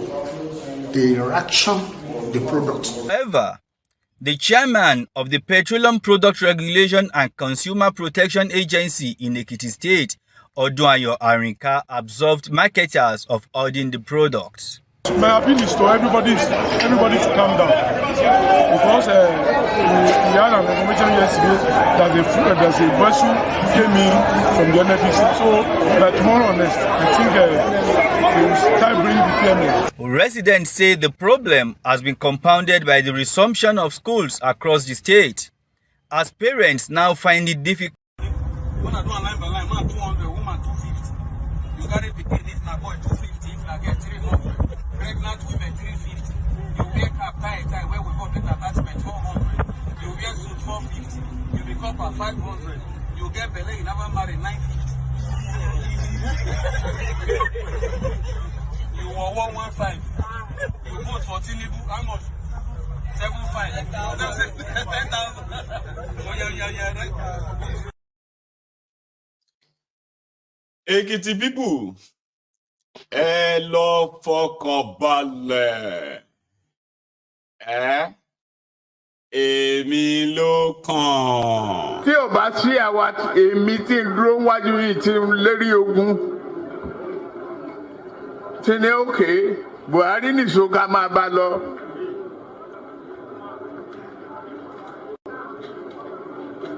Kò lè di president. Ó ṣe kìíní olùlẹ̀, ó ṣe kejì olùlẹ̀, ó ṣe kẹta olùlẹ̀. Ó tiẹ̀ sọ́kàn lórí tẹlifíṣàn pé láyé òun ò tún rán mọ́. Mo dẹ̀ lọ bá ń Kaduna wà rán ọ̀rọ̀ ẹ̀pọ́n kọ́ lélẹ̀. Àdúró tiẹ̀ wà á dẹ̀ wọlé. Nǹkan kan ní pé o ò ní fọ̀rọ̀ orílẹ̀-èdè Yorùbá ṣeré. ó dẹ̀ gbà. Èmi ló kàn, ẹni kàn ló mọ̀. From èmi ló kàn to ẹni kàn ló mọ̀. Now, everybody don't they collect, they will say. I think I got blackmail. One guy came to me and said, Mayegun, people did not expect that thiefnubu is going to turn out this way. So don't blame them. I was like, okay, go on. Don't blame them. Instead of that, people should feel sorry for them. Because Mayegun, I don't understand. Are you now happy? Are you happy that people are going through this or that? Olori Buruku fe gaslighting me. What has my own feeling got to do with your choice? And don't try to let anybody gaslight you. Everybody knew what they were doing. Okay? Don't let anybody tell you. Hey, but people didn't know now. At least, is you know that don't let anybody gaslight you. Everyone knows what they were doing. They will do it again and again. You understand what that means, eh? If people there around you, they scream, they cry, they lament.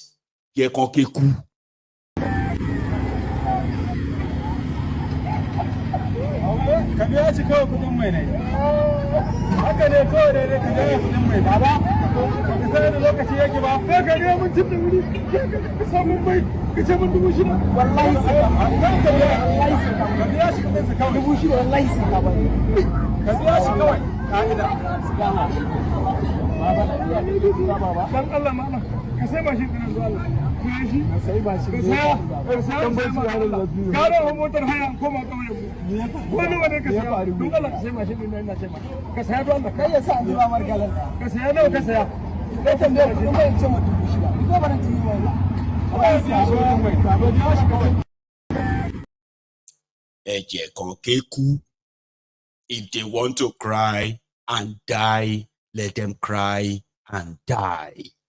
It's not your fault. It's not my fault. So don't come to me and tell me, are you happy? I mean, this shows that you, this Mayegun, you are just happy that people are suffering. Waste gaslight me. You want to gaslight me? You want try gaslight me, make her come they feel guilty. Say I know they feel empathy for you. Who will kill you there? Ladies and gentlemen, please stand up. Let's sing together. On your mandate.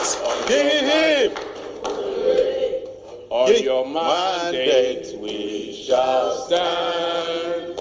On your mandate we shall stand. On your mandate, on your mandate, on your mandate we shall stand. 70 years old man.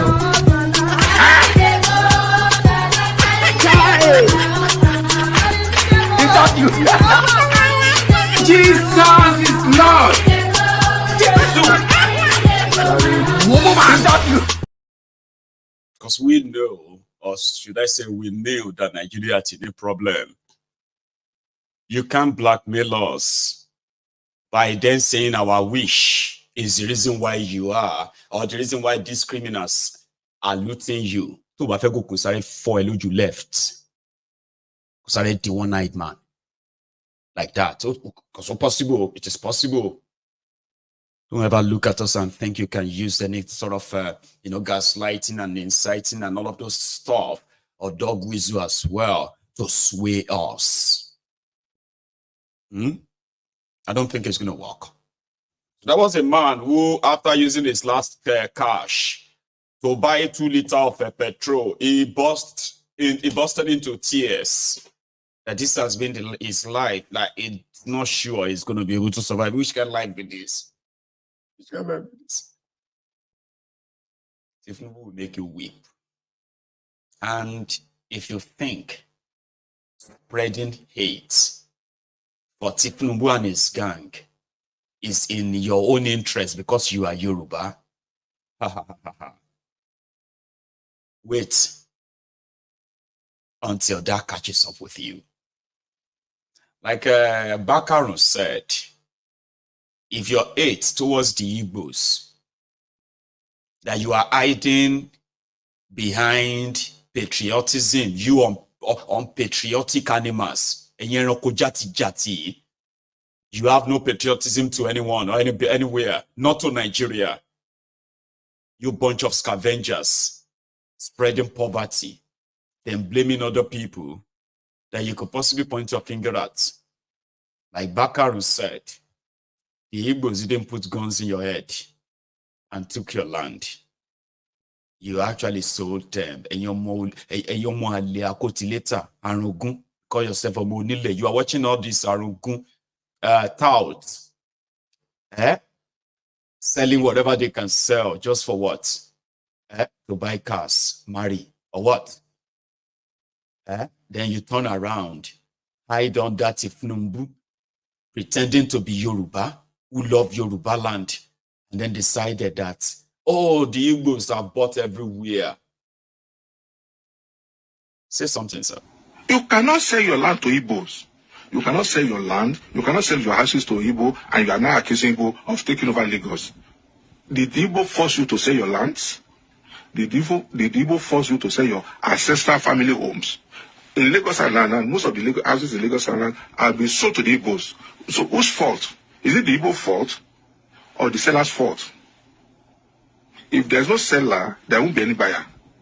If there's no seller, there won't be any buyer. So whose fault? Is it the fault of the buyer or the fault of the seller?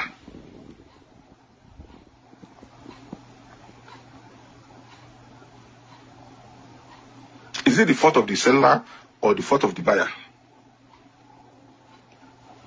And then you keep on coming with all these foolish arguments. And Igbos have bought Lagos State. They have bought all the land in Lagos. Who sold it to them? Did Igbo force you to sell your land? Did Igbo force you to sell your land? And then why this mess about Igbo? Go and look at the hectares of land that they gave to Dangote in Lekki. Is Dangote an Igbo man? Don't you know the number of the parcel of land that Tinubu gave to Dangote in Lekki? Is Dangote an Igbo guy? Go to Lekki Free Zone. Go and look at the biggest landlord, the Shaguris, the Vaswanis. The whole of Lekki Free Zone had been acquired and partitioned by Indians. I still don't know why we don't use our common sense in Yoruba land again. The whole of, quote me, 80% of the land in Lekki Free Zone had been acquired and partitioned by Indians and Lebanese. Shaguri family, Vaswani family, Gupta family. Those are the people that have the largest parcel of land in Lekki Free Zone. And then Dangote. So what are we talking about? These people are the Yoruba people. Tinubu sold all your land to foreigners. Foreigners. They're not even Nigerians. Igbo are still Nigerians. As far as we are concerned, we are still Nigerians. We are still in Nigeria. So Igbo are still Nigerians. So what? So Tinubu that have sold all the land in Lagos to Lebanese, Chinese. If you don't know, ECC construction company is owned by the Chinese. Do you know how many lands they have in Lekki and Ikorodu? And Lagos State people refuse to use their common sense as they keep on following Tinubu sheepishly, like Mumu. Tọ́ba yẹ kó oògùn ló ṣe fún yín lẹ̀, yín náà ìdẹ̀ ṣoògùn, kẹgbàrà yín lẹ̀. Tọ́ba yẹ pé Tinubu ṣoògùn sí ṣe ṣoògùn náà kẹgbàrà yín lẹ̀. Tó ìyẹn mi ìtẹ̀fẹ́ máa gbọ́ bó fòògùn mú yín lẹ́kọ̀ọ́. Tọ́ba fòògùn mú yín ẹ̀yin náà ẹ lọ ṣoògùn náà. Àbí wọ́n ní ẹ̀yin náà ò lọ sọ́dọ̀ babaláwo kẹ́ lọ ṣoògùn kẹ́ tó ra yín lẹ̀ lọ́wọ́ Tinubu.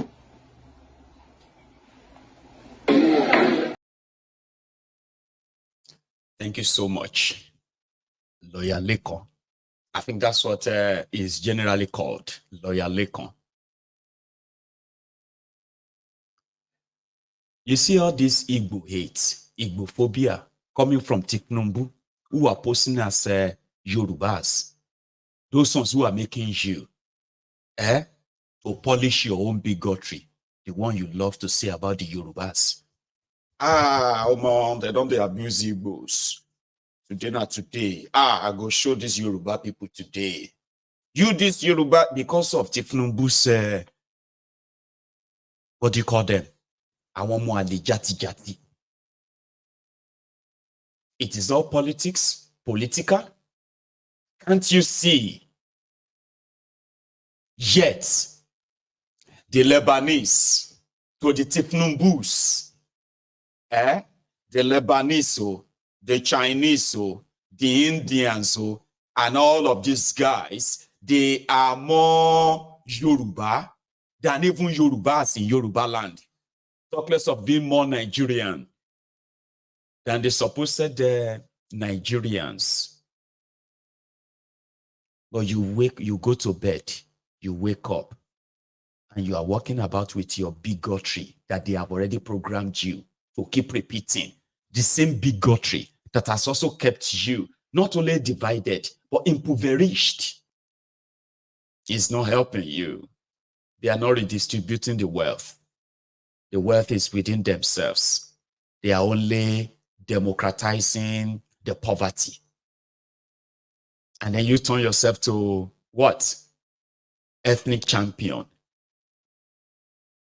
But there is no empowerment for you except the crumbs. You have no land to your name. You have no real thing to your name except the crumbs that they will give to you. And you think you are doing anyone but yourself. I'm not sorry for you. I just want you to know that as they are making you believe that the Igbos who are buying their land in, especially in Yoruba land and across Nigeria, legitimately, and they want you to hate on them because someone somewhere politically believes that they are a threat. Because if by any means the Igbos should take over power in Nigeria, they will deal with the rest of us.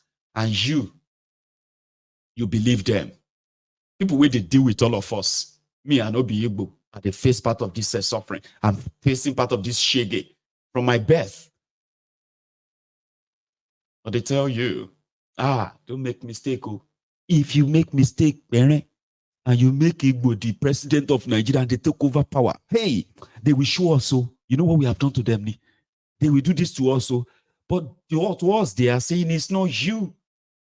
They are talking about themselves. They are talking about their circle and how much hold they have on Nigeria. So you are now helping them to spread the fear too. They told us that if the Igbos come in, they will suffer also. They say if the Igbos will do this or that, but you are suffering already. You are even dying. And yet you can't see the lie. That those who are trying to make you hate yourselves don't even love you, even though you share the same ancestral wherever with them. See Yoruba land. And tell yourselves that these guys actually love Yoruba land. Love you. That they told you to hate others because they hate you.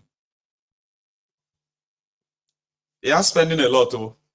My own is just like a drop in the ocean, right?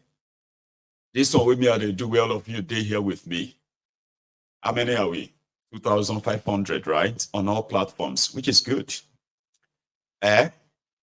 We are still so small compared to the resources these guys are spending to continue to spread this hateful rhetoric. And they will turn to you and say, you are the one. You don't like us because you are Yoruba. You hate Yoruba. I say, how? I just said something about thiefnubu. How can I say something about thiefnubu who is currently using the resources that is meant for the Igbos, the Yorubas, and all the ethnic nationalities in Nigeria by design as a country is owned by all of us, Abi? So an Igbo man can say thiefnubu is this or that. That doesn't make him somebody you can easily turn to hating Yoruba. And they are doing that on purpose, in case if some of you don't know. If you say something about thiefnubu, they will quickly attack you and say it's because you hate Yoruba. Not because they don't know that you don't hate Yoruba. It's because they have to say that. That is the only way somebody like thiefnubu can spend a day in power or spend the next day in power. When people begin to continue to accuse you, if you see anything, oh, it's because you hate Yoruba, not because thiefnubu is a disaster. And if you're a Yoruba who is saying something, say, why are the Yorubas like this? We know that thiefnubu is bad. When you say Yoruba, we are supposed to defend our own. Have you seen the Northerners? Have you seen during Bokwari? Did you see the North? Criticizing him. Now we the Yorubas, now our own, they too much. That is one Olori Brook who is probably living in a shanty, in a slum, who has been made to believe that good or bad, worse of what have you they are going through, as long as it's the man from their tribe, they can't say anything. Then they will try to force that on you. Everybody is suffering it too, but they say, let's suffer it and pray. Let us pray for him to do well. It's a Yoruba. If they remove him now, hey, the power is going back to the north. So Yoruba don't know. Now you have the power. Yet your lives have become even worse. So talking about thiefnubu is not talking against Yoruba. So we must continue to say that when you come across all this kind of a vile rhetorics, you should be wiser and better. Don't join them and begin to, and say, it's true, my brother. God bless you, Jare, my brother. Yorubas don't think. We know that thiefnubu is a failure, but it's a Yoruba man. It's a Yoruba man. We're supposed to stand behind him, and no, we are not supposed to. And that's what you have to tell your children, okay? So that maybe we can break this circle. I will stop here. And I promise to make it up to us, okay? We didn't start early, but I want to make sure that if you are interested in being part of this tonight, listen, we currently have on YouTube, right? We currently have, let me check. So we have over, 2,000 of us on YouTube, and only 700 of you have paid their own offering. Or shippers of my brother, as well as said that a YouTube user for your super chat, right? Thank you. But please take a moment and like the broadcast. I'm going to go on a break. So when I get back, when I come back, I will take calls. And that should be you. On the other end. Don't go anywhere yet.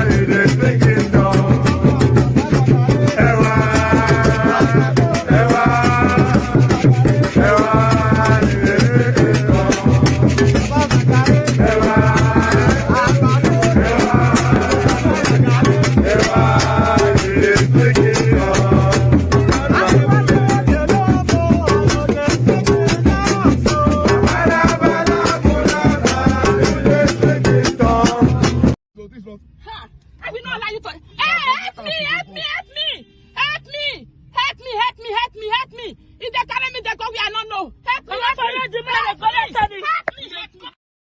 me. I have something to say. Mind you, I have a caller already. But I have something to say. And I want you to back me, okay? The members of the temple, all right? So the Yoruba Union Summit is going to take place in Glasgow, all right? From the 23rd of August to the 25th of August here in Glasgow. So we are going to make available about 100 tickets to attend. Currently, we are discussing about how much do you think is going to be ideal to take care of 100 people or take care of an individual each for a summit, and then, take care of them for 3 days. So we are working on that. So now somebody now said, if we decided that the summit is going to book in to be part of it in August, let's say it's going to cost you 100 pounds sterling. So one of the ESCOs now said, London, UK people will never pay that money because 100 pounds is, I said, okay, we will surprise some of you when the tickets will be gone. Before all of you in America, we probably will get 1 or 2. I'm just saying. So somebody has challenged us, and I'm going to put every of my efforts into it once the finality is concluded, and then an announcement is made. Okay, and all of us are able to go and pick up our tickets and all of that stuff to be part of it. So if you are coming to join us from any part of Europe for the Yoruba Union Summit, right, you better start saving the money now. It's going to happen in August. Your tickets, your hotel, all that stuff, So I have put that up as a challenge. So I just said I should mention it. So all of them are here, the Templars and the Unionists watching me. Now here comes my first caller tonight. Hello there. My king, this is Adebayo from Sweden. Hey, the Prince Adebayo from Sweden. About how are you tonight? I'm good. You are the king of every. Nobody can contest it. It is uncontestable, right? It's not contestable. Baba, there's something that surprised me to do. Tell us. You know, you have always been telling us that don't go against the obedience, because anything that is going to fight against this system, you will give them more wings. We will add our voice to them. Exactly. Exactly. Baba, you see how all the bad roads are now coming out? All the videos of all the bad roads. Shocked me, but I'll tell you that one. Thank God you mentioned it too, Prince, right? What it shocked me to say, yesterday, when Umahi, because I know Umahi, and I know the hyping and all the lies he told in Ebonyi. But for some reason, right, I wasn't really onto him. So when he now made that statement yesterday, I was like, okay, hang on. He's now the minister, not Governor of Ebonyi now, okay? So if Nigeria get 15 trillion to spend for real, right? I'm just going to go on the internet and just type bad federal roads in Nigeria. Baba, I was able to collect more than 30 videos that I cut down to about 21 minutes long. I only show you a few of that yesterday, okay? Then I woke up this morning and I saw the Arise News doing exactly the same thing. Picking up some of those bad spot road, everything. I'm presenting that to say, why is he not doing something about this? Right? And that reminded me of when somebody said there are things we will talk here, and Nigerians won't kind of pick on them until maybe a day or two later. That got to me. Prince. I'm telling you. Baba, so it now dawned on me that I was now asking myself, do we really need a coastal road? Why are we building a road close to a beach? Is it more profitable? If beach road, the beach front all over the world is always an investment haven. Why are you building? I've never seen a beach that has a road next to the water. They want to have one. I'm telling you, what are we doing road on top of near water when we can give the land, the space to investors? There's what we call tourism investors that we invest in front of at beach fronts. That's what beaches are for. Why are you building a road? That's very mundane. It's very boring. The land, Baba. The plan is to take the land. And I was not thinking that Tinubu is trying to take over. Once they build that road now, so he has now cut off those businesses from the beachfront. Then he will now go and fill the other side of the road, it will now be a new beach front. Yes. Where his business will now take over. That means this guy wants to take the whole beach front from Lagos to wherever. This is very bad. And they have to destroy an already existing business to do that. And they also destroy people's homes to achieve that. Okay, and they are not listening to the voice of reason, by the way. But you know, when I think all these things, I'm just, you know what comes to my mind? You remember when I showed this, if you check your screen right now, Prince, right, you'll see this, okay? Remember, you mentioning about the road next to water or not another, right? There is actually an existing road where it was meant to be expanded and then stretched over so that they can save all these businesses here, okay? Exactly. But they choose to come here deliberately. Then they now, after demolishing those businesses, they now went to after demolishing those businesses, you now go and connect to that road again. Again, yes. They will now go and connect in the front. When they could have spared all these people, right? Do the road on the back there, demolish fields, some field demolition over there, right? And then just keep going straight. And then anything that is on the right of way, which is the original plan, now they have resorted into using media guys to spread propaganda and turn it into Igbo versus Yoruba thing now. So that with Baba, you know what? All of us will be distracted. And we can forget about it in a few days. You know what? Prince. And when this man bought that land, did you see the video? There was one video they did about the man's business when he was driving. When this man bought the land, that place was bush. I said he also reclaimed some of the water himself. Sure you get, but so, and there's no road before there. No, nothing. This is a new place. So government that wants to build for the people cannot be destroying the people. Baba, we need to something needs to be done to these people. Anybody will won't bless you, we never stress you. That's the point. God bless you, Prince. It's really good to hear from you. Thank you, Baba. Right on. Will they pray for you? Thank you. I appreciate that. So that's Prince Adebayo calling in from Sweden. Now, my line is opened again, okay? But just remember, we had this chat last night. We said, let's try our best and leave the comment section. You even check it yourself. How could you have like over 1,000, 700, 800 people still watching, right? And you just could barely have what? You could barely have 700 of us who have paid their offering, right? Come on, do it. Here is a brother. Hello there.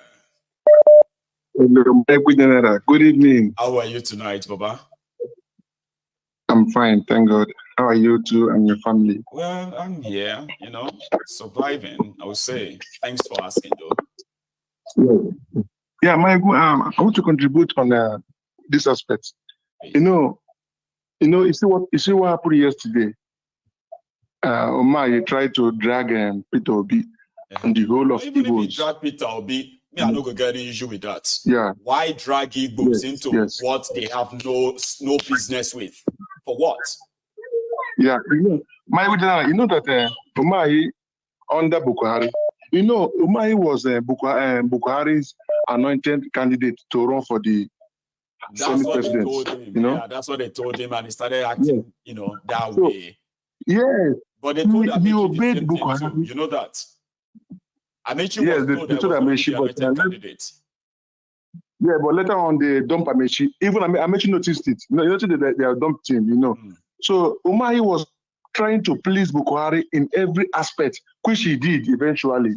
He killed a lot of Igbos youth in Ebonyi State. But Ebonyi State is no-go area. I know. Do you know that Umahi cannot come out of his home residence in Ebonyi State to maybe without police or convoy? They will stone him to death. As a former governor, just take a stroll. They will stone him to death. They will stone him to death. I'm telling you. I know all these things. Do you know how many youths are missing? Even till today, their body is not found. They killed and buried. They threw into the river. I know. I'm telling you, just to please Bukhari. I know. You know that Bukhari has a very deep hatred for Igbos. And that was why up to now he's still keeping Martin Nandikale as a trophy. Even this was the agreement between Bukhari and Tinubu that if Tinubu take over, he should keep Nandikale in that place for him. just for him as a trophy. You know? So my point is that yesterday, Umahi dragged Igbos and Ekiti, and there were videos going viral, you know, trying to spoil his image, tarnish his image, that he did the same thing in Anambra State while he was the governor. This is what they say, a transparent man. Peter B is very transparent. He came out the following day to debunk that negative viral video. You know, my point is that he was not silent. He came out to debunk it. Give the reasons that the fence which he demolished was the fence standing on a road. Existing road, not a new road. An existing road in a map. Not that this was an investment, you know, but this one was an existing road, which means the company intentionally collected that land to extend their company, you know. So it was illegal. So even if he demolished it, it was right.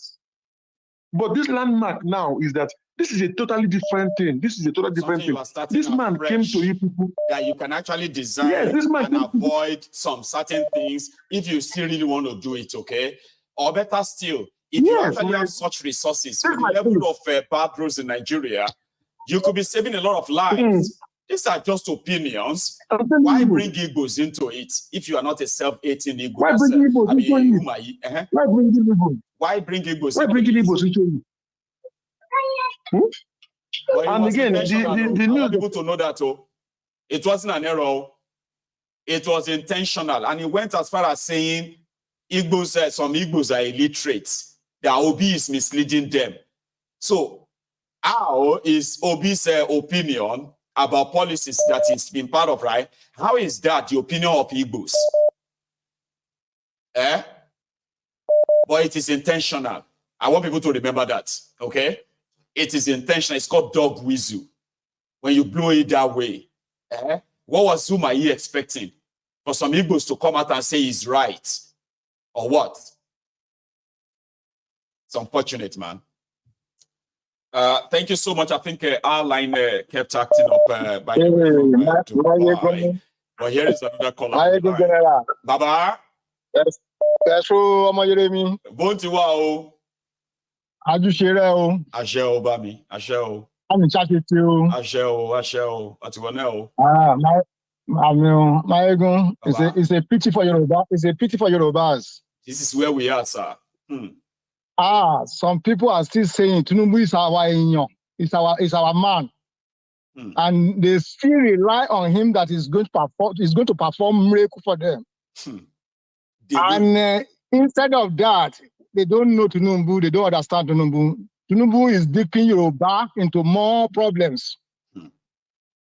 Now, for us to get out of Nigeria is complicating every day in the out. Is somebody who doesn't give a damn about Yoruba. He has milked it for so long, and now that he's at the pinnacle of his fraudulent career, right? Criminal career.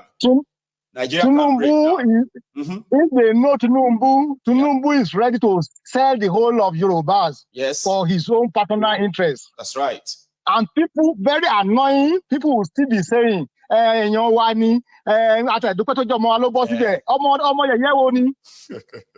are crazy. It's a pity.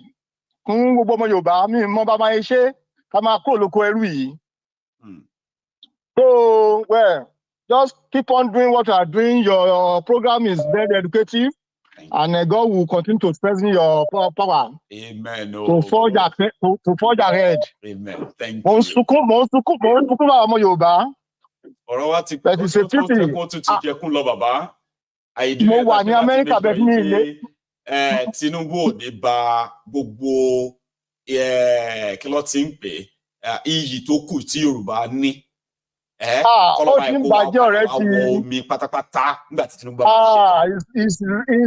fact, he's damaging it more than Buhari. By the time it's done, I hope some of us, Yorubas, we would have enough courage to walk in the open with our head high and still claim that we are that intelligent, most educated, well-traveled Yorubas that we know about. When thiefnubu is done with all of us. See the kind of what they sold to the masses and people is now start running. Àwọn èèyàn yóò dẹ̀ ọ́n dẹ̀ sọ pé Yorùbá sọ pé Yorùbá alágbọ́n jù. Irọ́ ni. We are nowhere without àti jẹ́ kí àwọn ẹni ibi kí wọ́n take over power ni. That's what power does. Check. You see, they said if you don't choose the right people to lead you, you see those wrong people that have been chosen, they will make laws that you must obey. Can you believe Yoruba campaigner on campaign for APC during that election? It's like all this Yoruba nation, some of them, it was just a cover. The moment it was time to take off the mask, they did not hesitate. Even those ones where we say, sir, those ones that we give over 5 million naira to on this platform, because Nigeria attempted to kill them for standing up to them, for saying they want Yoruba nation. Remember them now, Igbo boys. We gave them we gave them over 5 million naira on this platform. 5 million naira cash. I know. I gave them. I know now. Sir. I know. When they were doing the inauguration for Kolu in Abuja, they were there. They actually had Ankara. They were there. I saw them. And to my surprise, the so-called member of a Yoruba campaigner, something, Yoruba media, Yoruba media, they changed their platform to campaign for the APC.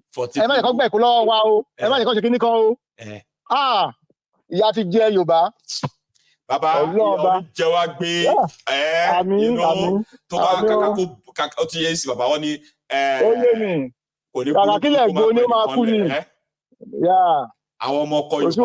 the last sir. So thank you so much. Thank you so much. God bless you. Send my greetings to your family. And yours too. God bless you. Now I have another caller on the line here. Hello there. Good evening, Uncle Michael. Is it Aduke? It is Aduke. How are you, Aduke? I am very well, sir. Good evening. Well, good evening to you. So, you're watching tonight as well?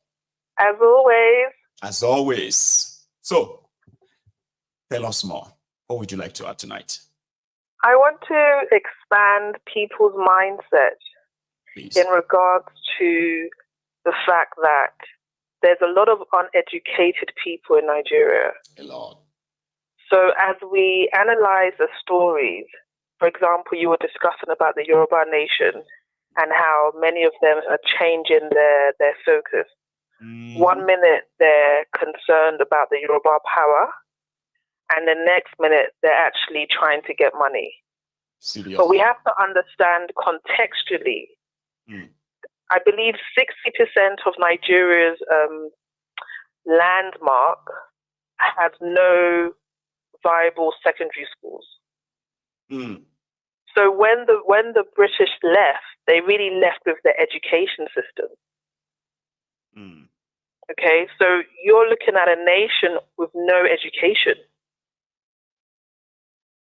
The Yorubas was miseducation. I usually say that myself. Like, what we call education in Nigeria right now is actually social conditioning, or what they call the social engineering, to just make people live and exist in a certain way, not independent minded, because the education they are giving to them, it's never going to make their minds independent. I passed through the system myself, and I promise you, it is total conditioning, not education. Yes, and so the average Nigerian doesn't have electricity. So if I don't have electricity, where am I going to watch the news? If I leave my house, I'm trying to get to work on time. I don't have a phone. The average Nigerian does not have a phone. I don't think people know this. They don't have the mobile phones they have. It's just the basic mobile phone. There's no Wi-Fi.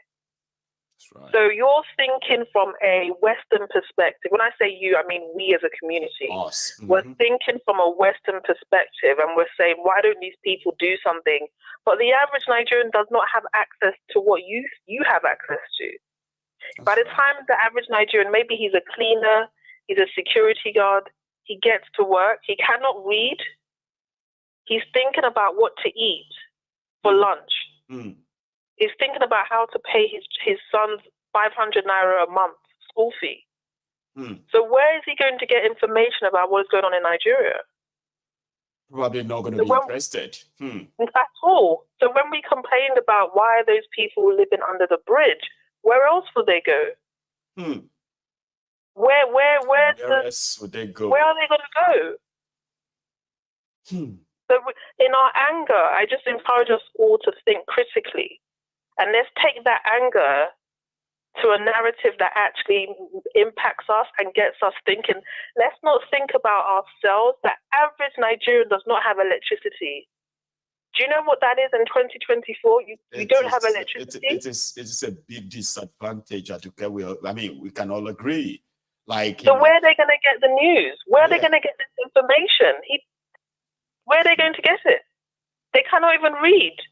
So should I buy a newspaper for 500 naira when I can't even eat? No. That's deeper. And even those who probably could read, they themselves are not much different from those who can read, right? Because the situation in that place has now turned to people are just thinking about the next meal. You know what I mean? Like they are not even planning to do anything, like impactful on their own immediate community or the society at large. They're just interested in what are we going to eat tomorrow morning? Tomorrow morning, what am I going to eat tonight? Or tonight. How am I going to get home? You can't be bothered with all of that and possibly function normally. No one can. You can't. So when we're analyzing this and we're wondering, okay, why are the average Nigerian not doing anything? Because the average Nigerian does not have food. I worked on a project, Uncle, where they were trying to take tech into Nigerian schools. Right. We analyzed this project for 3 months, and you know what we found out? What? That the average secondary school could not read. But before I give you tech, you must be able to read the program. Right. How can I give you tech? Everyone's shouting tech. Can you read? Can they write? And that would be so heartbreaking to look at young people missing out in that very critical stage of their lives, right? And here they are just like being put to test of something they should have. Like, it will be so sad. And that is what they do in Nigeria, okay? They intentionally breed us, incapacitate us, so that by the time we seems to be matured enough, we just join the army of the confused citizens. It's unfortunate, and well, that would then take us to this one, Aduke, and that one has to do with those who claim to be elite, those who actually, who can read and write. Yes, and I just will never speak up except if they are affected. One more point. Oh, sorry, Uncle. One more point. I want to clarify here. We also have to understand Nigeria has different areas. Not all the cities look the same. No. So if you are in Lagos and you think that's the city, every city looks very different. So you might be on social media thinking, oh, this person's in Nigeria. That's like 10%. You have Calabar, you have Port Harcourt, you have it's so big. I don't think we understand how big it is. Kano, Kaduna, and their cities too. So big. There's some cities, Uncle, that by 5 o'clock everyone's in their house. How does an economy move where 5 o'clock everyone's at home? So you have to think about that socially. How does that affect the average Nigerian if by 5 o'clock I'm in my house? I just wanted to share that. Like, where somebody also said something like the economy, the society actually really works 24 hours. It's always on the move, right? But you have places in Nigeria where it is permanently expected to be shut around latest by 7. Anything above that, you might be taking some risk. So that then raised that question again. How do you really expect the country to move if you operate that way? But they don't want the country to move. It's a tough one. I know. Yeah. Okay. You've raised another vital, point tonight, right? Thank you so much for watching. Critical thinking. Thank you, Uncle. Critical thinking. Odabo. You have a lovely night, okay?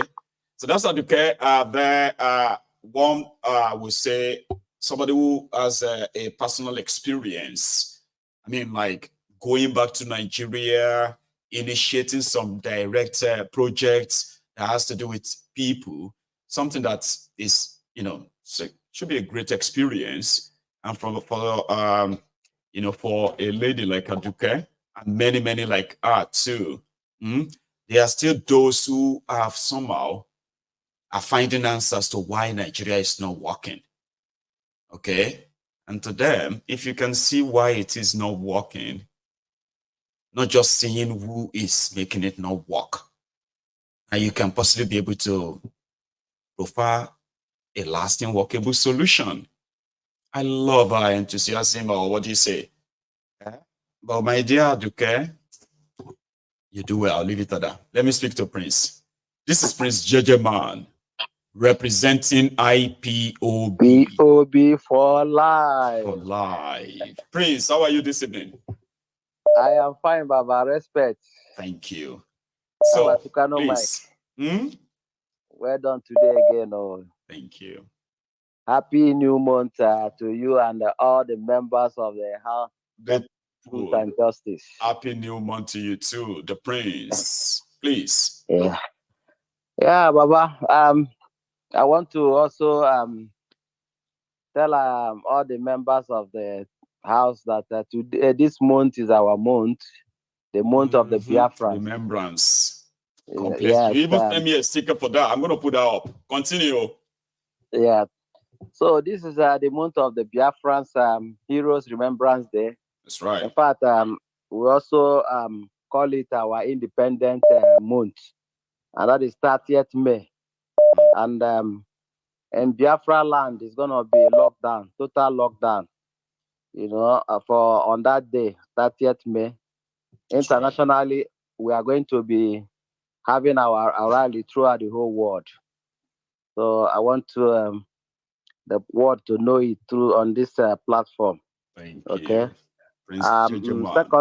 Secondly, I'm coming out with a new banger titled Parasite. Yeah. The song that I'm going to launch. Yes, 2024. In fact, it's going to come out this month, and we are hoping to launch it on that 30th May, the Biafran Independent Day. That would be great. Now, tell me about the 30th of May's Remembrance Day, because I could actually come around. You know that? Oh, great. No, not great yet. I'm not promising yet. I said I could. Baba, if we see you, that would be great, honestly. I'm just saying that now anyway.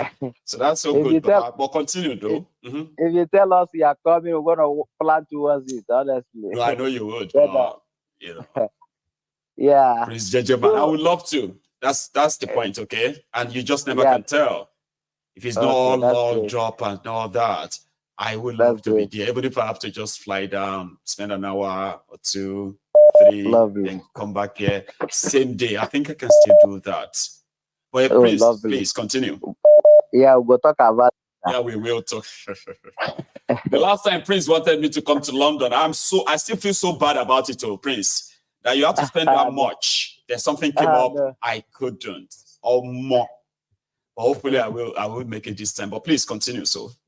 As well. So, Baba, as I said, please, I want everyone on the Temple of Truth, my channel on YouTube, please subscribe for this coming song. It's about the unity of Nigeria. The title is called is a Parasite. That's the song that I'm going to release. It's gonna be a banger. So I'm there. There is a Prince JJ Man YouTube account. All you have to do is just to click on his name on that YouTube. Click on his name. It will take you to his profile. Please subscribe too. Please. Thank you. Thank you so much, Baba. Thank you. So, Baba, based on go help you copy it and drop it in the comment. But you continue. You've got only about 2 minutes left anyway. Go on. Okay, Baba. So just a quick one. What I want us to know is this. talking and talking and talking without action is useless.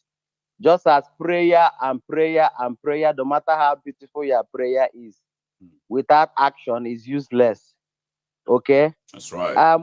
Why I want us to know this is because you see, I'm happy that I saw Showure coming up, and there are people behind him with a placard. You know, that is action. This kind of thing that we want, no matter how small it is. Okay, so if we really, Obi has been talking and been talking. He told Nigerian youth to be calm. If he didn't tell them to be calm, I'm sure that Nigerian youth are ready to hit the street. They are, in fact, everybody has gotten to the pinnacle of the Wahala. Okay, now he has been talking very good, talking very encouraging. Now, if with this talk, what APC is doing, you see Umahi gaslighting Igbo. Everything as he used to say is deliberate. All that they are doing is to keep the people fighting on social media, just keep you busy, confused, fighting each other. Imagine those who supported Bokwari, complaining that the obedience, they are insulting people on social media.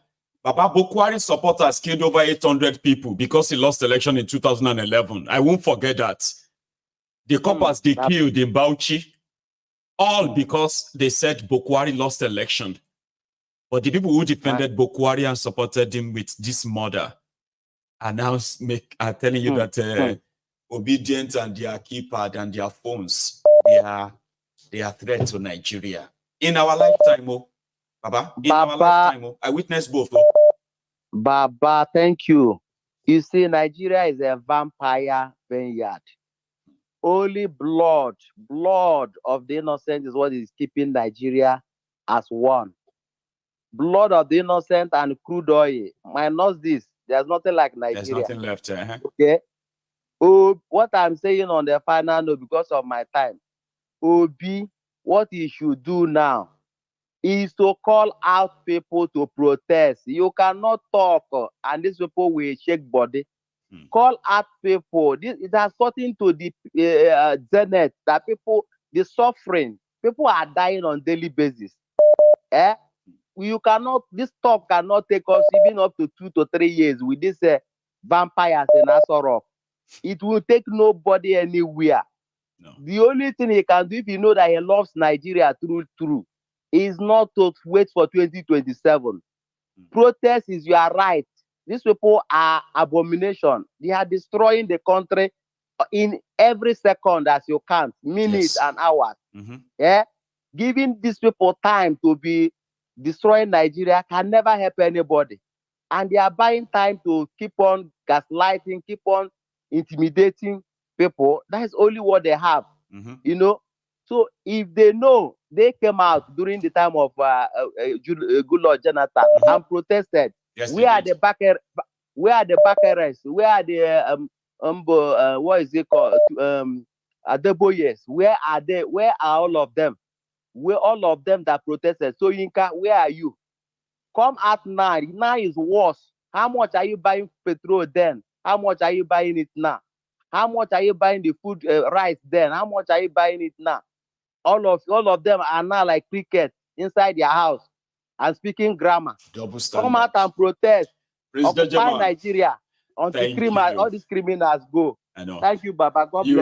You have a good evening, okay? That's the Prince there, Prince JJ. All these criminals go. I have another call on the line. Is that Dami? Is that you?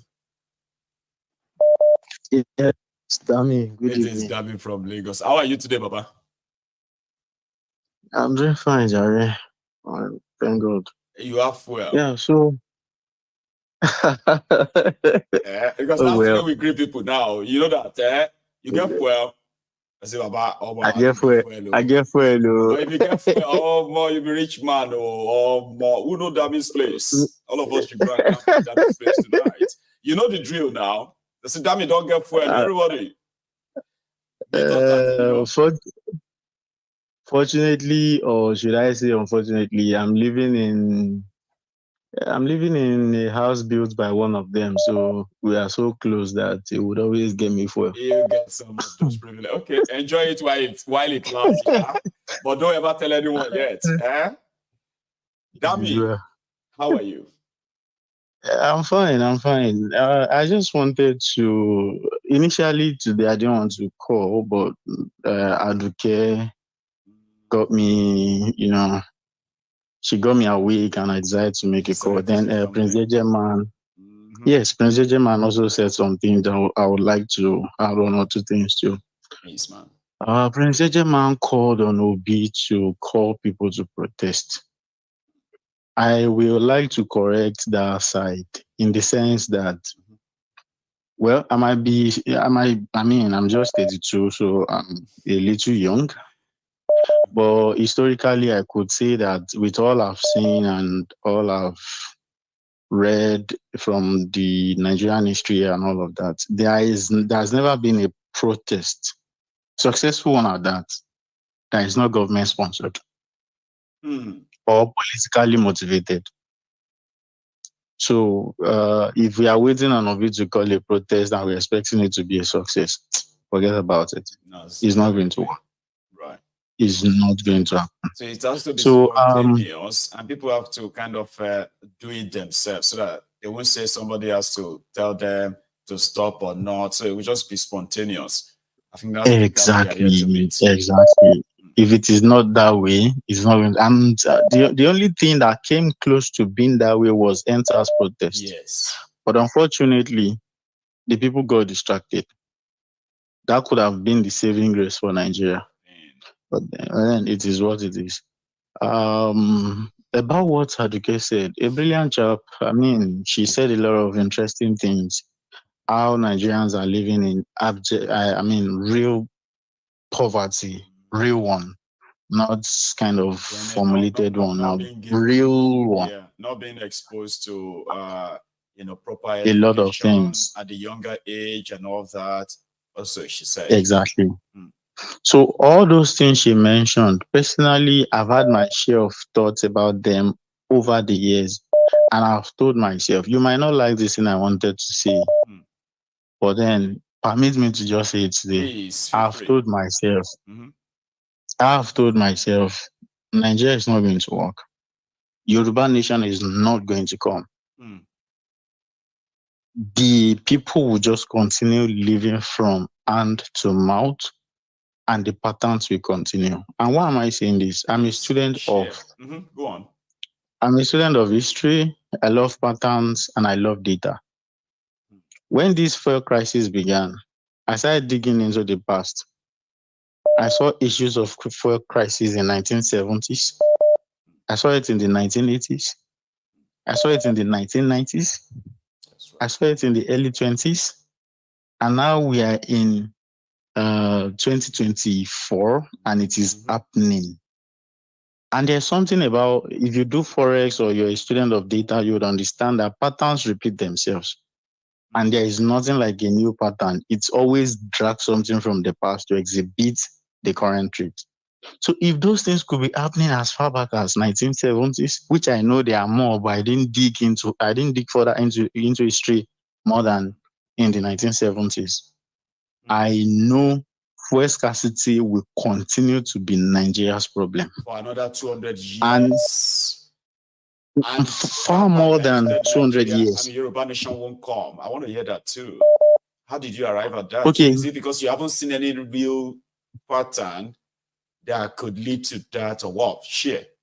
This is why I said that. If fuel scarcity and real problem, real tussles, real challenges, real poverty has been confronting the people all this long, and nothing is happening till date, trust me, Nigeria will continue. And no new nation will come out of this country. I mean, I was in my house recently. Our light has not been good for over like 4 or 5 months. And suddenly they brought light, and I saw these young kids around. The eldest of them should be probably 7, 8, or 9. shouting up NEPA. In my head, I'm like, all these guys here, they didn't even meet NEPA. They didn't meet Power Holding. They only meet Ibadan electricity distribution or Ikeja electricity distribution or anyone. And they are shouting up NEPA. This is a pattern repeating itself. It's a pattern that has been existing since a long time and it continues to repeat itself. So if Nigeria could not solve a problem as simple as electricity since 1960 till date, and we think Nigeria will cease to exist since 1914 or what was that year, I don't think that's going to happen. Because the people are not even showing signs of readiness. You might be very right based on your theory, right? It's similar to will people ever react? But from my own findings too, damn it, people have been reacting. It's just that the crafters of, or should I say the gatekeepers of Nigeria, they have devised one very tool that keeps them, and that allows them to keep the people at bay. And that is the tribal, ethnic, religious, and sometimes class war rhetorics. So the moment they feel like the people are beginning to come together ideologically, they will begin to implant that. So it makes it more like prolonged, and it makes it more like it's never going to happen. Okay, to say which of the people are going to really rise up and do this? That's the point. You get what I mean now, right? But you can always, like, it could be all hopeless. But from history, I just give you this one before you go, Dami, because I know say you are a data person and I don't want to dispute your data. I just want to say, what about this too, when we are talking about a pattern, okay? So I remember that in 1922, during that time, they had this Shana Clifford Constitution or something. I can't remember that guy who was in charge of Nigeria in 1922. Then, right, they were offering the educated natives in Nigeria the idea that they could be part of the colonial government, but they would never have any political power or authority. Some people settled for that. And guess what? They were comfortable with that for like 20, 25 years before some supposed product of Western education. Because when the British were educating us and all that, it was like they are putting us on their own way, training us their way, right? So we're supposed to kind of be like them, or we're supposed to be like so much like obey them, Baba. So, Dami, guess those who disrupted that arrangement? The same people that sent him for scholarship. Awolowo and co. Okay, yes, I think I'm familiar with that now. You remember, right? Yes. Those who sent them here, running the place back then, they were comfortable with the arrangements. Like, they were making their pushes here and there, right? So when they said when Awolowo and his mates started the Egbe Omo Oduduwa, nobody knew it was going to be a political party that was going to become the pioneer government in Western region. They didn't know. But why am I saying this to you is that in the case of where it seems like, hopeless based on what we are seeing now, there are some certain things that do happen in the course of human history. Because, history is made by man, not the other way. So I want to put that in your mind too, damn it, that but please permit me. Sure. Permit me. Your story now about Awolowo and the lies that formed Egbe Omo Oduduwa and came back to Nigeria, took independence and all of that. It is faulty in a way, and this is where it is faulty. Okay. At the end of the day, the same people destroyed Nigeria. Because let's be real, the Awolowo story has always been a one-sided story. Okay. How he's a good man, how is this, how is that. Nobody told the tales of how he sold Nigeria to the north because he wanted to become president. And nobody told the story of how he died as an opposition leader. How he taught the northern people how to put 2-3 cubicles together and call it a local government. Nobody told these tales. But at the end of the day, these guys are the ones that destroyed Nigeria. So in a way, these are patterns repeating itself as well. And let me even point to, let me chip in something too. The history of genocide in Nigeria is a pattern as well. Okwama killings didn't begin today. Well, that's the many. I mean, Biafra didn't even begin. There will still be more. Biafra is an example of one of the genocides. And after Biafra, we have seen series and thousands of genocide, not even reported. It is the ones that are reported we are seeing. Well, so, I mean, Nigeria is a very complex situation. And as much as I'm hopeful that things get better and we have the Yoruba nation out of it, sometimes I just sit down and I just tell myself, okay, how? Who are the ones going to do this? Yes. I know. So it can be a little bit hopeless that way, okay? But Dami, people like yourself, you want to see the sign and wonders before you can actually really believe. And you know what I mean? Like mentally, so to say, okay? It's like something you know that is good. We heard a lot about it. But can we see those who are going to make that happen? I want to see it before I can believe it's possible. Or you will see it, Dami. And I pray you live long enough to see it too, right? Because the moment you see that pray so too, because it's what I want. But that's what yes, I mean. Like, I pray so. The moment you start seeing that sign, you will know. And guess what? You will be one of the most happiest people. Even if the Yoruba nation will not come while you are still alive, you will be so rest assured that it is like you're not going to die believing that it's never going to happen. Something will happen that will make you feel like, yeah, at least now if I want to die now at this age of 80 and all, I'm just saying, you know, well, with peace, we have achieved something that will give the succeeding or the descendant of the Yorubas that freedom. So put that in mind. Believe. Okay, Baba. Thank you so much for calling in as well, Baba. Thank you so much, sir, and keep doing what you're doing. You're doing a really great job, and we'll always pray for you. God bless you, man. Thank you so much for that. Now that's Dami. You see, a lot of people should understand this, that I personally have told you, okay, that our ancestors, they were not all good and they were not all bad. So if you are reading about them, don't try and be the prisoner of their history. Learn from what they did right and do it better. Avoid what they did wrong, so that at least in your own case, we can say you are helping to live the world better than you met it, right? Here is my last, here's my last caller, maybe. Hello there. Hello, sir. How are you? I'm all right. Good evening from this. This is Chooks from Canada. Did you say Chooks? Yeah, this is Chooks from Canada. It is Chooks from Canada, bro. How are you tonight, sir? I'm all right. And you? Well, very well. You know, I'm kind of like, you know, I can't complain though, right? But thanks for asking. Yeah. Please. Yeah. All right. Yeah, I called to chip in something pertaining to what the last caller said. Yeah. I know he has his reasons or indices, you know, in arriving at that his conclusion. But one thing I've learned in life is that consistency breaks resistance. That's right. Maybe let's take, for instance, you.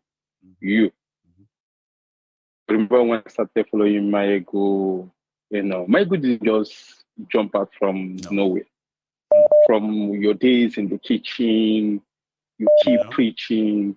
I've seen people who called here, you know, and they will say something like you can see that these people they don't have the belief. You see Lady Cham or I could remember the very day Lady Cham called. I could remember what Lady Cham said. Each time I see Lady Cham call now and contribute massively, I'll just shake my head. That is you remember that first time?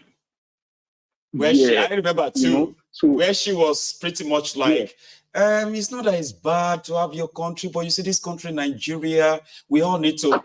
Now she doesn't say that anymore. You're right. Yeah, you know, I could still tell you about Osita. You know, I know how massive Osita has contributed. You know, when discussions are going on here. You know, I could remember what Osita said about Nnamdi Kanu. You know, it was through your program that he now started seeing some certain Osita things also about changed Nnamdi from Kanu. here. You know, you are so right, Baba. That shows how long you've been here too, because some of the veterans you are seeing here today, they were not always like this, but with time, consistency, you said. Go on, Baba. Yeah, if you what Nigeria where we are, I think is education and delusion by our politicians. And there is this saying that says it takes a deed done by 7 can only be atoned for by 7. It will take a long time. People will keep on calling, saying that this is wrong. And when you tell them, because most of the time, these people don't have the real information. Do you understand me? It takes, you know, that consistency to teach them this is right, this is wrong, this is right, this is wrong. And within themselves, they will be watching something, seeing themselves.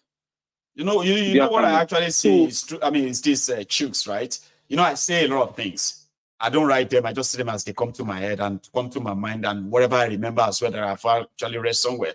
What I've discovered is that in the course of me just talking, there are people here who became a devoted member of this platform, right?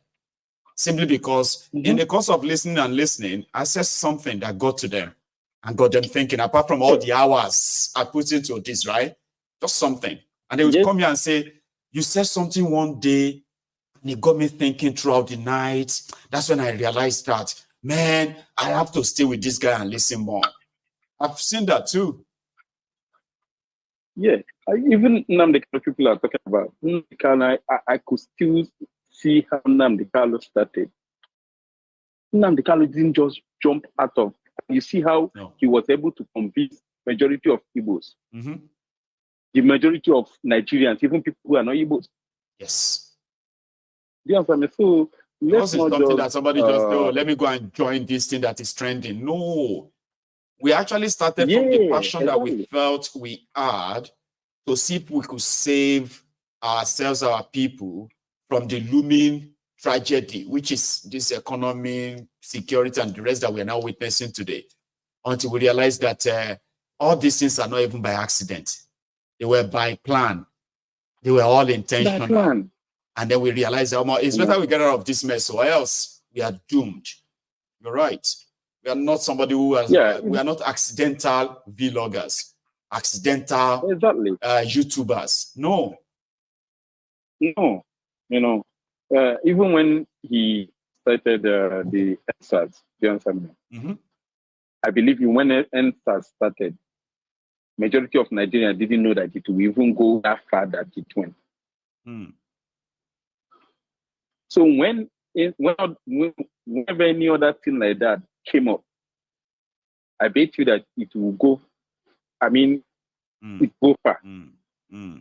So let's just give up. It's just a matter of educating people, talking to people until you get, just like you always say, until you get the number of people that is needed for this to happen. To match. I told you, I said this is the hardest work. Nobody wants to do it. Everybody just feels like, you see, we are all suffering. Oh yeah, let us go on the street, Jerry, and all of that. But they now realize that no, it doesn't work that way. This is the hardest job. Where people 1 by 1, 2 by 2, 3 by 3, they will begin to understand why they are facing what they are facing. And if they know the source of how they got to know that, they might listen to the source again on how to get out of this. When we have the number, we will match. I don't see the number yet. Exactly. So I'm not I want to say, I want to ask you the question. You know, is that coastal, whatever coastal road they want to build, that they started destroying people's investment and all that. That road was supposed to take up from, it's supposed to Lagos to Calabar. Just a question or an innocent question. Okay. Why didn't they start from Calabar, at least to give that man enough time? Because this is road that they know that they are not going to finish in the next 10, 15 years. Somebody asked that same question. The reason why they didn't start from Calabar, Hughes, is a very easy and straightforward answer too. They have no intention of building any goddamn coastal road, Hughes. Okay? So they will use the resources like they did in Lagos. They will use the resources of the federal government of Nigeria, the people's resources, right? To do what they are doing right now, build partly of the road, claim the land, and you will never hear anything about it anymore. I promise. But time will tell. Let's see how far this goes. Chooks, thanks so much. All right, thank you very much. Okay, you have a good one. Yeah. Thank you very much. I'm going to take one more, and this caller, I should ignore you, but I think this is Martinelli. Is that you? Yeah, not me, Baba. It is Martinelli. You shall want still this last 5 minutes where they take back. I'll give it to you. I beg, no vex, no vex. I for not call you now for comment section. I just jump. What's happen for comment? Oh, I never see your comment. Nothing happen. I just they hear people they talk about military. I don't know whether they play. I mean, they serious new. So I just think I just call asking you. Should they play? Is it playing or is it? It must be a play. I tell people. Some people are thinking that this is a ship talk to say maybe you should come, Jerry. Hey, I will be here. I shall be here, inshallah. Go on. Are you daft or deaf? Which one? Maybe both. I'm talking to the people now that are talking about military. Is it that you are daft or you are deaf? It's a simple question. Because I don't know what exactly don't you understand about the military structure of Nigeria? You don't have military forces. You don't have soldiers. You don't have police. You don't have air force. You don't have navy. You don't have security apparatus. What you have are mercenaries. They are not there to serve you. They are there to serve those who appointed them. All you have are all the military, whatever you have, they are all appointees. They are not decorated. They are never going to serve you. Which part of that don't you understand? The man standing behind Tinubu signed his form for him to go to NDA. Tinubu no sign form here. So you would expect that man to shoot Tinubu on the head. Who is going to come and serve you in the military? Please mention that person if you know one. Who? Anybody in the military right now, anybody in the Air Force right now, they got there through. They are career criminals, exactly. Some of them are even waiting for their turn. Are you people dumb right now? You know what I'm saying? What's wrong with you people? I don't know that people are still playing with military. The David Umahi that is busy twerking, he knows what is going to happen to him. He's ready. He knows he's going to come back in shame. He knows. So leave Umahi, let him keep twerking. Forget about Umahi and focus on your own self. Why are you expecting somebody to come and save you? Mayogun, did you not see Georgia? I saw Did you not see Georgia? They are rioting right now. Nobody has been shot. Their house just passed a bill. And the people came out. They are turning the whole country upside down now. Right as we are talking right now, Georgia, they are out on the street. About French Revolution that we are reading about. There's nobody leading the protests out there. French Revolution. Now bread cause problem. Now bread. Everybody. Price of bread will cause wala. They wait for somebody to come ask you. Nobody is coming. I've told them that already. The military is coming to rescue you. They play. Military might rescue you. Thank you. Thank you very much. Yeah, you have a wonderful night as well. Okay. So this is where we're going to draw the curtains tonight. And thank you so much, everyone, for your time. I hope I see you tomorrow afternoon, hopefully, which is tomorrow morning as well. Thank you for your time. And please like the broadcast if you haven't. Share it as well if you haven't. And if you joined us towards the end of this chat, watch this from the start. It's quite interesting. I promise. You all have a good evening. Sorry, good night. Odaro.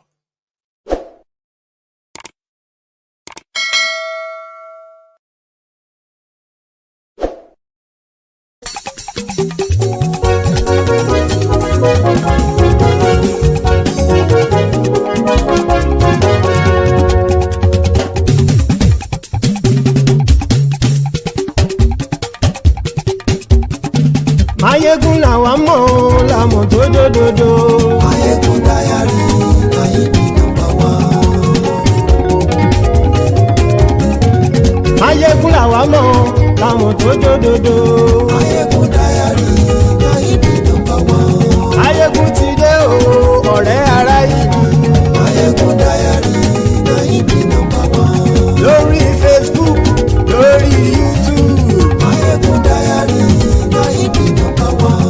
Gbogbo bó ṣe ń lọ ni Máyégún já wa sí. Máyégún diary na him be number one. Àṣírí ọ̀jẹ̀lú kì í bò níbẹ̀ o. Máyégún diary na him be number one. Bó bá ṣe eré àní Máyégún máa wí. Máyégún diary na him be number one. Ó sì tún ṣe eré wàá gbọ́ níbẹ̀ o. Máyégún diary na him be number one. Máyégún diary politico. Máyégún diary na him be number one. Godfatherism kò sí lọ́rọ̀ Máyégún. Máyégún diary na him be number one. Ẹ farabalẹ̀ sẹ́ o kẹgọ́rọ̀ lẹ́nu o. Máyégún diary na him be number one. Àní Máyégún làwa mọ̀ tó dòdòdò. Máyégún diary na him be number one.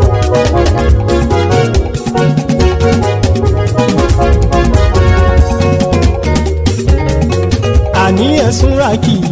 Máyégún ti dé. Máyégún ti dé. Ọ̀jẹ̀lú ẹ̀sùn rákì. Máyégún ti dé. Àní ẹ̀sùn rákì. Máyégún ti dé. Lórí Facebook. Máyégún ti dé. Àní ẹ̀sùn rákì. Máyégún ti dé. Lórí YouTube. Máyégún ti dé. Àní ẹ̀sùn rákì. Máyégún ti dé. Bọ́ bàbá gbé wúrẹ́. Máyégún máa wí. Àní ẹ̀sùn rákì. Máyégún ti dé. Ijó ìgbádìyẹ. Máyégún máa wí. Àní ẹ̀sùn rákì. Máyégún ti dé. Pẹ̀sìdó bá rúfin o. Máyégún máa wí. Àní ẹ̀sùn rákì. Máyégún ti dé. Kí gómìnà kówó jẹ. Máyégún máa wí. Àní ẹ̀sùn rákì. Máyégún ti dé. Ọlọ́pàá tí ń darí bá. Máyégún máa wí.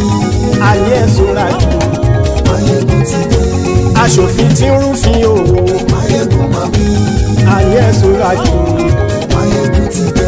Òpùrọ́ olóṣèlú. Máyégún máa wí. Àní ẹ̀sùn rákì. Máyégún ti dé. Ọ̀jẹ̀lú ẹ̀sùn rákì. Máyégún ti dé. Àní ẹ̀sùn rákì. Máyégún ti dé.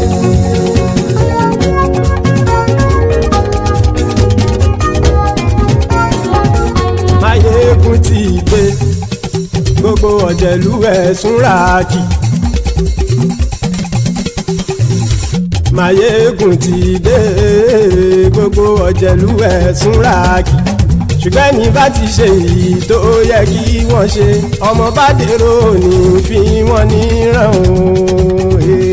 Máyégún ti dé. Gbogbo ọ̀jẹ̀lú ẹ̀sùn rákì. Máyégún ti dé.